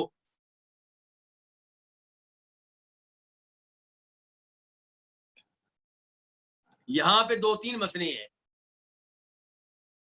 پہلا مسئلہ یہ کہ اللہ کے رسول علیہ السلام نے کہا تھا اگر تم یہ کام نہ کرو تب بھی معاملہ ٹھیک ہوگا، لیکن ٹھیک نہیں نکلا، تو کیا نعوذ باللہ اللہ کے رسول کی بات غلط نکلی؟ کسی کے ذہن میں آ سکتا ہے غلط نکلی تو پھر کیا ہوا؟ دنیاوی معاملہ تھا، لیکن اللہ نے قرآن میں کیا کہا ہے کہ وما ينطق عن الهوى ان هو الا وحی یوحى، کہ نبی علیہ السلام جب بھی گفتگو کرتے ہیں آپ کی گفتگو وحی پہ مشتمل ہوتی ہے، تو پھر آپ کی بات کیسے غلط نکلی؟ تو گزارش یہ ہے کہ یہ روایت 3-4 صحابہ کرام سے آتی ہے، اور مسلم شریف میں ہی ایک صحابی جب بیان کرتے ہیں اس میں وضاحت آئی ہے کہ آپ نے یہ الفاظ استعمال کیے تھے کہ اگر تم پیوندکاری نہ کرو، اگر تم گھابا نہ لگاؤ تو میرا خیال ہے، آپ نے کیا کہا تھا؟ میرا خیال ہے، یعنی کہ یہ الفاظ وہی نہیں تھے، کیونکہ آپ نے کہا تھا میرا خیال ہے، تب بھی کوئی مسئلہ پیدا نہیں ہوگا۔ آپ نے کہا تھا ما اظن یغنی ذلک شیئا، میرا نہیں خیال کہ اس نہ کرنے سے کوئی فائدہ ہوتا ہے جو کام تم کر رہے ہو۔ تو اس کا مطلب یہ ہے کہ آپ کی یہ گفتگو اللہ تعالیٰ کی طرف سے نہیں تھی، یہ آپ کی ذاتی رائے تھی، آپ کا ذاتی خیال تھا، اور وہ درست نہ نکلا تو اس کی وجہ سے کوئی اعتراض آپ نہیں کر سکتے، کیونکہ آپ نے پہلے ہی کہہ دیا تھا کہ میرا خیال ہے، میری رائے ہے، میری سوچ ہے۔ دوسرے نمبر پہ یہاں پہ گزارش یہ ہے کہ دنیا دار یہ روایت سننے کے بعد کہیں گے کہ اللہ کے رسول نے کہہ دیا کہ تم دنیاوی معاملات کو زیادہ بہتر جانتے ہو۔ اس کا مطلب یہ ہے کہ بینک اگر سودی سسٹم کے تحت چل رہا ہے تو پھر کیا ہوا؟ اللہ کے رسول نے کہہ دیا تم دنیاوی امور کو بہتر جانتے ہو۔ اللہ کے رسول نعوذ باللہ ان دنیاوی امور کو بہتر نہیں جانتے تھے، ہم جانتے ہیں، اور ہمیں پتا ہے کہ بینک جو ہیں وہ سودی سسٹم کے تحت نہیں چل سکتے، اس لیے کوئی مسئلہ نہیں ہے۔ تو گزارش یہ ہے کہ اللہ کے رسول نے کہا تھا تم اپنے دنیاوی امور کو زیادہ بہتر جانتے ہو، تو یہ الفاظ کہاں پہ چسپاں ہوں گے؟ جہاں پہ اللہ کے رسول نے رہنمائی نہیں کی، جہاں پہ آپ خاموش رہے، لیکن جس دنیاوی معاملے میں آپ نے تعلیمات دے دیں وہاں ہم کون ہوتے ہیں اللہ کے رسول کے سامنے؟ تو سود کے بارے میں آپ نے بتا دیا کہ یہ حرام ہے، آپ نے بتا دیا کہ یہ برکتیں ختم کرنے والا ہے، آپ نے بتا دیا یہ جہنم کی آگ میں لے جانے والا ہے، تو یہاں پہ ہم نہیں کہہ سکتے کہ ہم اللہ کے رسول سے نعوذ باللہ بہتر جانتے ہیں دنیاوی امور کو۔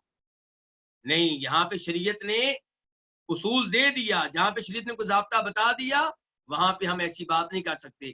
کوئی یہ نہیں کہہ سکتا کہ جناب ہم سونے کی انگوٹھیاں پہنے، کوئی مسئلہ نہیں ہے کیونکہ دنیاوی معاملہ ہے، اللہ کے رسول نے کہہ دیا تھا تم دنیاوی امور کو بہتر جانتے ہو۔ نہیں، یہاں پہ اللہ کے رسول خاموش نہیں رہے، یہاں پہ تعلیمات آپ نے دے دی ہیں، تو یہاں پہ آپ کی تعلیمات پہ عمل کرنا ہوگا، اور جو آپ نے بتا دیا وہی بہتر ہے، اسی میں خیر ہے، اور دوسرے میں خیر نہیں ہے، دوسرے میں شر ہے۔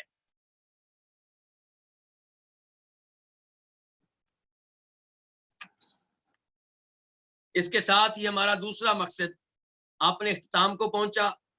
اب ہم بڑھتے ہیں تیسرے مقصد کی طرف، اور وہ کیا ہے؟ العبادات۔ پہلا مقصد کیا تھا؟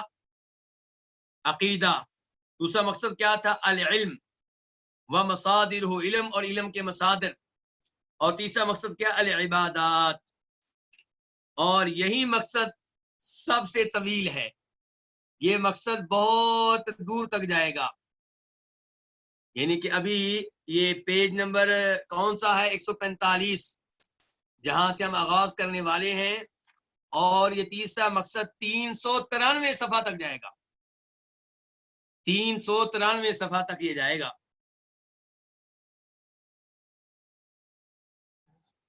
تقریباً 250 یعنی کہ صفحات ہوں گے، 250 پیج ہوں گے۔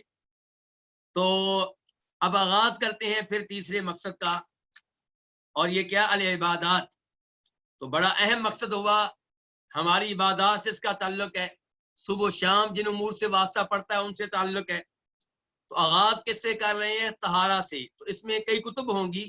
پہلی کتاب کیا؟ الکتاب الاول الطہارہ، پہلی کتاب طہارت کے بارے میں، پاکیزگی کے بارے میں، اور اس پہلی کتاب طہارت میں کئی فصول ہیں۔ پہلی فصل کیا ہے؟ الفصل الاول الطہارۃ من النجاسات، پلید چیزوں سے پاکیزگی اختیار کرنا، طہارت اختیار کرنا۔ اور اس پہلی فصل میں پھر کئی ابواب ہیں۔ تو پہلا باب کیا ہے؟ باب الاستنجاء والاستجمار۔ پہلا باب استنجا اور استجمار کے بارے میں ہے۔ استنجا اور استجمار میں کیا فرق ہے؟ الاستجمار یہ کہتے ہیں پیشاب پخانہ کرنے کے بعد پیشاب پخانے کی جگہ کو صاف کرنے کے لیے پتھر استعمال کرنا، ڈھیلے استعمال کرنا مٹی کے، اس کو کہیں گے استجمار۔ اور الاستنجا یہ پیشاب پخانے کی جگہ پہ پانی استعمال کرنا یا پتھر استعمال کرنا، استنجا کا لفظ دونوں کے لیے ہے۔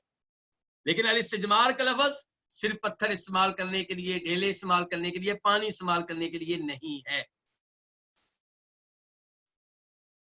اور اندازہ کیجئے ہمارا دین کتنا عظیم دین ہے۔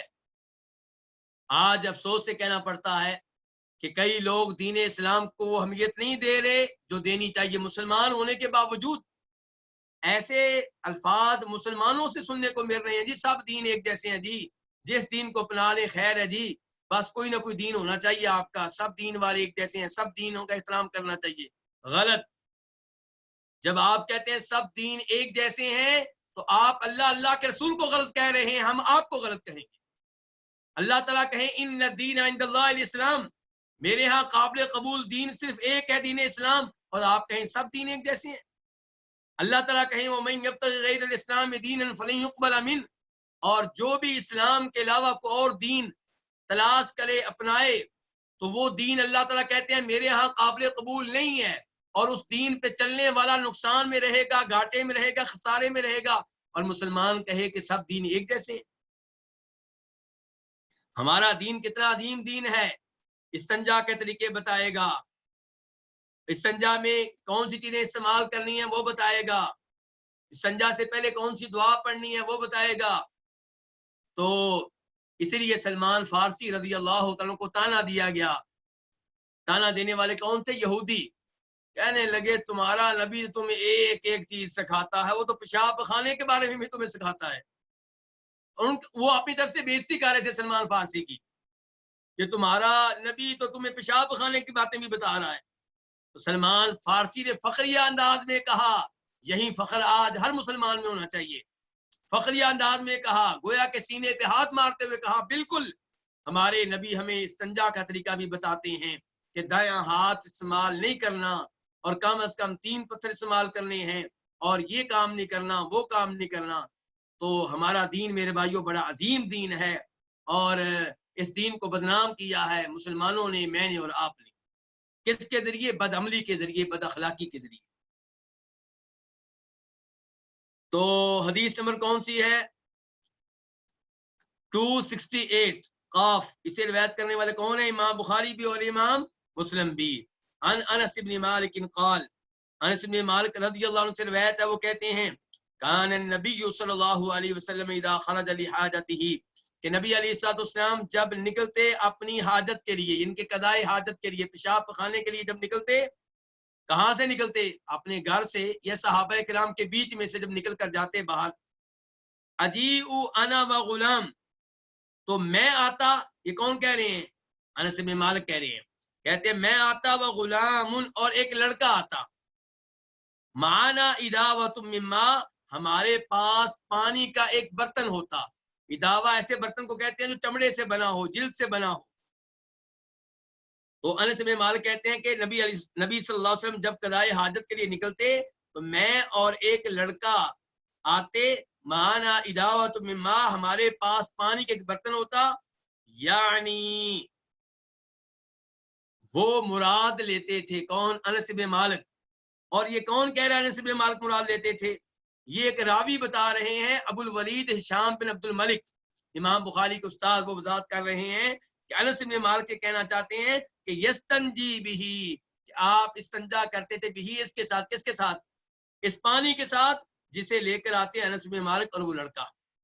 یعنی کہ نبی علیہ السلام قضائے حاجت کے لیے باہر جاتے، انس بن مالک اور لڑکا بھی پیچھے پیچھے، پھر آپ کو پانی دے دیا جاتا اور یہ دونوں نوجوان پیچھے ہو جاتے اور آپ استنجا کرتے۔ تو اس سے ایک تو یہ پتا چلا کہ بڑا آدمی چھوٹے لوگوں سے خدمت لے سکتا ہے، ان سے کوئی کام لے سکتا ہے، اور پتا چلا چھوٹوں کو چاہیے کہ بڑوں کی خدمت کریں۔ اور اس سے بھی پتا چلا کہ نبی علیہ السلام استنجا کس سے کرتے تھے؟ پانی سے کرتے تھے، اور اس زمانے میں پانی سے کرتے تھے جس زمانے میں قضائے حاجت کی جگہ پہ پانی موجود نہیں ہوتا تھا۔ آج یورپ کے لوگ ہماری نگاہوں میں ماڈرن ہو گئے، اور ہم سمجھتے ہیں کہ وہ ہم سے اچھے ہیں، اخلاق میں اچھے، صفائی میں اچھے، جی کہتے ہیں بس کلمہ پڑھنا باقی ہے، باقی سب کچھ ان کے پاس ہے۔ کس نے کہہ دیا آپ کو؟ جو یہ کہتا ہے کہ ان لوگوں کے پاس سب کچھ ہے سوائے کلمہ پڑھنے کے، اس نے لگتا ہے کہ اسلام کا اخلاق نہیں پڑھا، اللہ کے رسول کا اخلاق نہیں پڑھا، نبی علیہ السلام کی سیرت کے بارے میں وہ نہیں جانتا۔ یہ لوگ آج بھی ٹیشو استعمال کر رہے ہیں، پانی سے ڈرتے ہیں سنجا کرتے ہوئے، اور نبی علیہ السلام اس زمانے میں پانی سے سنجا کرتے ہیں جس زمانے میں پانی ساتھ لے جانا پڑتا تھا۔ آج تو واش روم میں پانی موجود ہوتا ہے۔ تو ہمارے نبی اور ہمارا دین میرے بھائیوں دونوں بڑے عظیم ہیں، ان کی قدر کریں اور اللہ کا شکر ادا کریں کہ اللہ نے آپ کو یہ دین دیا اور وہ نبی دیے۔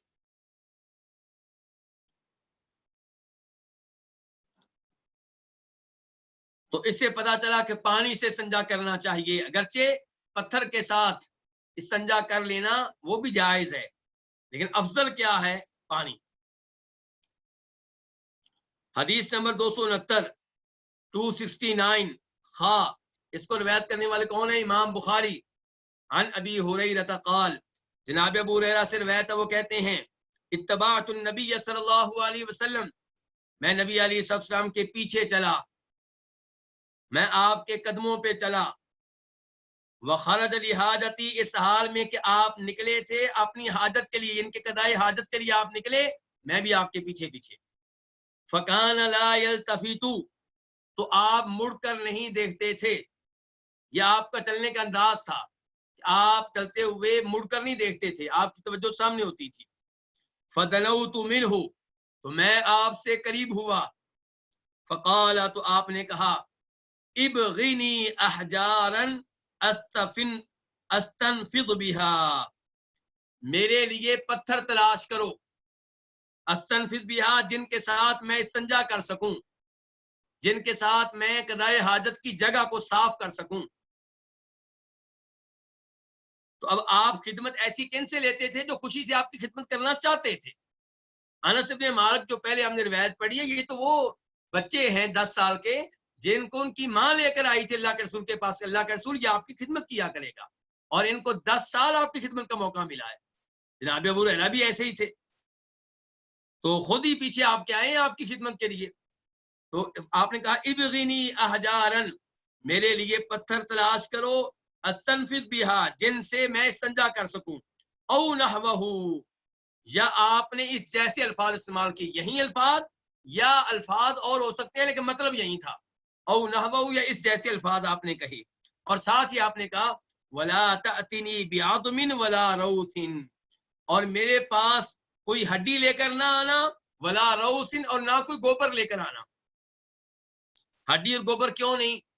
دوسری روایت میں آتا ہے جسے امام بخاری لے کر آئے ہیں، کیونکہ یہ دونوں چیزیں جنوں کی خوراک میں سے ہیں، تو ہڈی سے سنجا کرنے کی اجازت نہیں ہے، گوبر سے سنجا کرنے کی اجازت نہیں ہے، اور یہیں سے پتا چلا کہ کھانے پینے کی چیزوں سے سنجا نہیں کرنا چاہیے، کیونکہ یہاں پہ ان دونوں سے سنجا کیوں نہیں کرنا؟ کیونکہ جنوں کی خوراک ہیں دونوں چیزیں۔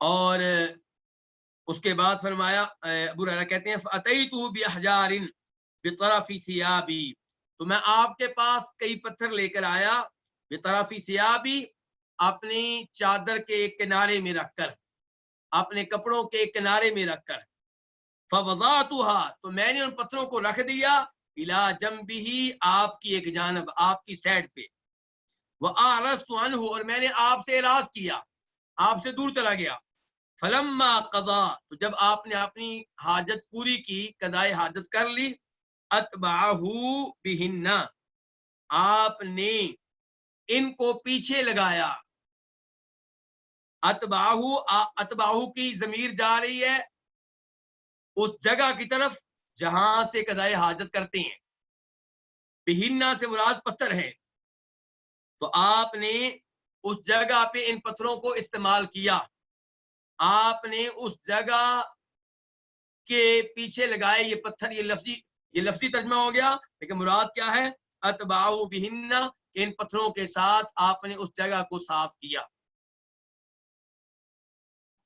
تو اس حدیث سے پتا چلا کہ صحابہ کرام نبی علیہ الصلوۃ والسلام سے بڑی محبت کرتے تھے، خود ہی آپ کی خدمت کا شوق رکھتے تھے. آج آپ بڑے سے بڑا لیڈر لے لیں، اس کے نوکر اس سے بھاگتے ہوں گے. کیوں؟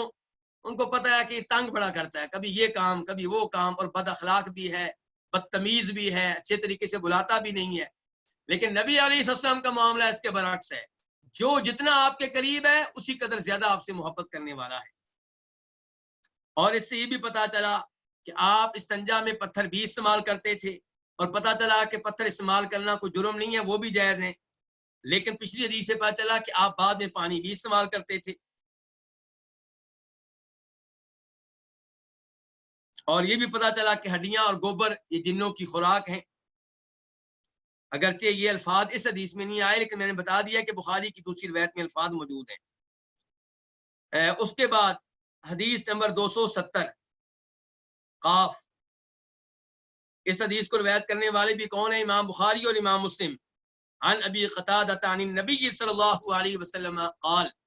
ابو قتادہ سے روایت ہے، وہ نبی علیہ السلام سے روایت کرتے ہیں کہ آپ نے کہا اذا بال احدکم، جب تم میں سے کوئی پیشاب کرے، فلا یاخذن ذکرہ بیمینی، تو وہ اپنی شرمگاہ کو اپنے دائیں ہاتھ سے نہ پکڑے، ولا یستنجی بیمینہ، اور اپنے دائیں ہاتھ کے ساتھ استنجا نہ کرے، ولا یتنفس فی الاناء، اور برتن میں سانس نہ لے. دیکھیے ہمارا دین کتنی عظیم تعلیمات دے رہا ہے کہ پیشاب کرتے ہوئے دایاں ہاتھ شرمگاہ پہ لگانا اس کی اجازت نہیں ہے. نہ پیشاب کرتے ہوئے اور نہ استنجا کرتے ہوئے، دونوں موقع پہ آپ نے دایاں ہاتھ استعمال کرنے سے روکا ہے. کیونکہ میرے بھائیوں دایاں ہاتھ آپ استعمال کرتے ہیں کھانا کھانے کے لیے، تو اس کو پلید چیزوں سے پاک صاف رکھنا چاہیے. اور یہیں پہ معذرت کے ساتھ اپنی ماؤں بہنوں سے معذرت کے ساتھ ایک مسئلے کی طرف اشارہ کرنا ضروری ہے. کیونکہ آج لوگ بہت پوچھتے ہیں، بہت یہ سوال آتا ہے کہ یہ منہ کے ساتھ جنسی اعضاء کو بوسہ وغیرہ دینا کیسا ہے. تو جو دین دایاں ہاتھ استعمال کرنے کی اجازت نہیں دے رہا، اور وہ کہتا ہے کہ شرمگاہ پہ دایاں ہاتھ آپ نہ لگائیں استنجا کرتے ہوئے، پیشاب کرتے ہوئے، وہ آپ کو یہ کیسے اجازت دے گا کہ آپ اپنے منہ کو استعمال کریں. اللہ رب العزت ہم سب کو ہدایت دے. ولا یتنفس فی الاناء، اور آخر میں آپ نے کیا کہا ہے؟ اور نہ ہی برتن میں سانس لے. تو یہاں پہ کچھ سوال کر سکتا ہے کہ اس آخری جملے کا پہلے تو جملوں سے کیا تعلق ہے؟ پہلی بات یہ کہ تعلق نہ بھی ہو تو آپ نے تعلیمات دیں اس بارے میں بھی اس بارے میں بھی. پہلے تعلیمات دیں ان کے پیشاب خانے کے بارے میں، سنجا کے بارے میں، اور پھر تعلیمات دے دیں پانی پینے کے بارے میں اور برتن کے آداب کے بارے میں. دوسرا علماء کرام نے یہ کہا ہے کہ نبی علیہ الصلوۃ والسلام جو برتن آتا تھا، پانی جس میں آتا، اس سے سنجا بھی کرتے اور بعد میں اس پانی سے وضو بھی کرتے. کیونکہ برتن صاف ہوتا، پاک ہوتا تھا، آپ اس کو گندا نہیں ہونے دیتے تھے. اور وضو کرنے کے بعد بچا ہوا پانی پی بھی لیا کرتے تھے. تو شاید یہی تعلق ہے یہاں پہ. بہرحال آپ نے کہا کہ اور برتن میں سانس نہ لے. دیکھیے آپ کے سائنسدان آج آپ کو بتا رہے ہیں کہ برتن میں سانس لیں گے تو جناب آپ کے جراثیم داخل ہوں گے، یہ ہوگا وہ ہوگا. قربان جائیے ہمارے نبی پہ. 400 سال پہلے جب آپ کی سائنسی لیبارٹریاں نہیں تھیں تب یہ تعلیمات دے کر گئے. اور جن قوموں کی میں پہلے بات کر رہا تھا، یہ وہ لوگ ہیں جو آج سے 100 سال پہلے، 150 سال پہلے غسل بالکل نہیں کرتے تھے. یہ تو اب غسل کرنا شروع ہوئے ہیں. اور ہمارے نبی نے کتنے 100 سال پہلے کہا کہ جمعہ کے لیے بھی غسل کرنا ہے، جنابت کا بھی غسل کرنا ہے، اگر میاں بیوی کا تعلق قائم کیا تو غسل کرنا ہے، فلاں موقع پہ بھی غسل کرنا ہے. اللہ اکبر، ہمارا دین بہت عظیم دین ہے. کاش مسلمان بھی اس دین پہ عمل کر کے عظیم بن جائیں. اس کے بعد حدیث نمبر 271 عن جابر بن عبد الله قال قال رسول الله صلی اللہ علیہ وسلم اذا استجمر احدكم فليوتر. جابر بن عبداللہ انصاری رضی اللہ تعالیٰ عنہ سے روایت ہے، کہتے ہیں کہ اللہ کے رسول صلی اللہ علیہ وسلم نے فرمایا جب تم میں سے کوئی استجمارا پتھر استعمال کرے، مٹی کے ڈھیلے استعمال کرے، کہاں پہ؟ پیشاب پخانے کی جگہ پہ. اذا استجمر احدکم، جب تم میں سے کوئی پیشاب پخانے کی جگہ پہ پتھر وغیرہ استعمال کرے، فلیوتر، بس چاہیے کہ طاق عدد میں کرے. یعنی کہ جب آپ نے پتھر یا مٹی کے ڈھیلے استعمال کرنے ہیں تو ان کو طاق عدد میں استعمال کریں، یعنی کہ 3 استعمال کریں یا 5 استعمال کریں یا 7 استعمال کریں. اس انداز سے آپ استنجا کریں جب آپ استنجا پتھروں کے ساتھ کریں، مٹی کے ڈھیلوں کے ساتھ کریں. اور یہاں پہ یہ بتا دوں کہ شریعت کا مقصود کیا ہے. مقصد یہ ہے کہ صفائی ہو، پلید چیز صاف ہو جائے. اس لیے کوئی بھی ایسی چیز آپ استعمال کر سکتے ہیں جس سے یہ صفائی حاصل ہوتی ہے. مثال کے طور پہ ٹیشو استعمال کرنا چاہتے ہیں، کر سکتے ہیں، کوئی مسئلہ نہیں ہے.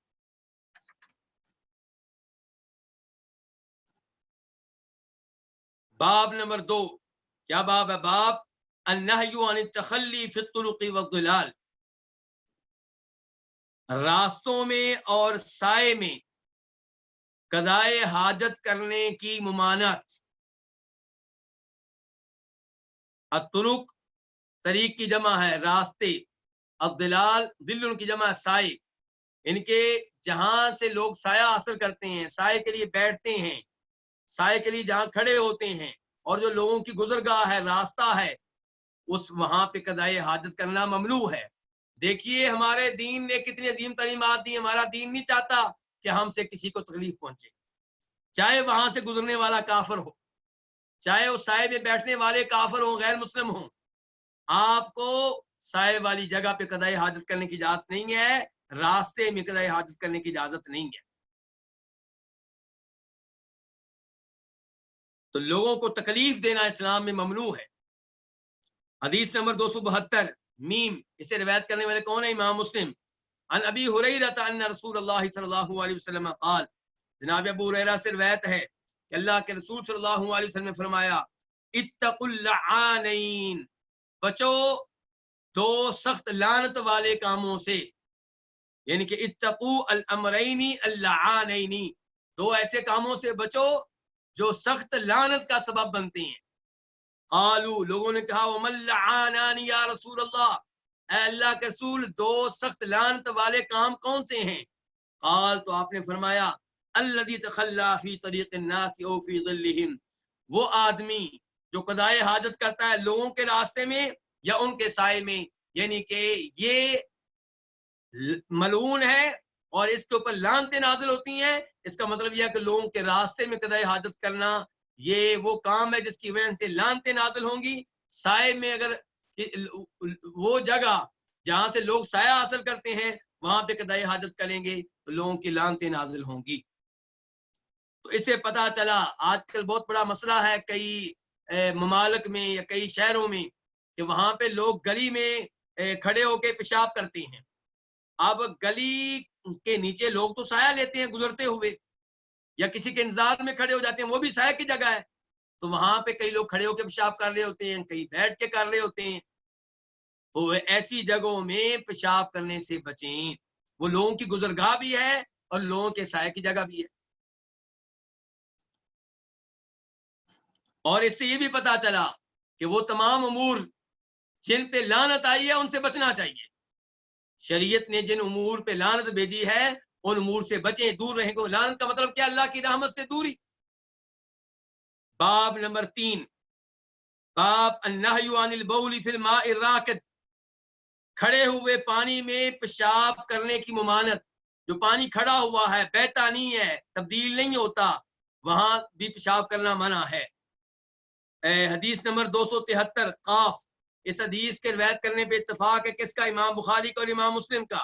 عن ابی ہریرہ، جناب ابو ہریرہ سے روایت ہے کہ انہوں نے رسول اللہ صلی اللہ علیہ وسلم سے سنا، یقول، آپ کہہ رہے تھے، لا یبولن احدکم فی الماء الدائم الذی لا یجری، ہرگز تم میں سے کوئی پیشاب نہ کرے اس کھڑے پانی میں الذی لا یجری، جو چلتا نہیں ہے. ثم یغتسل فیہ، پھر اس میں غسل بھی کرے.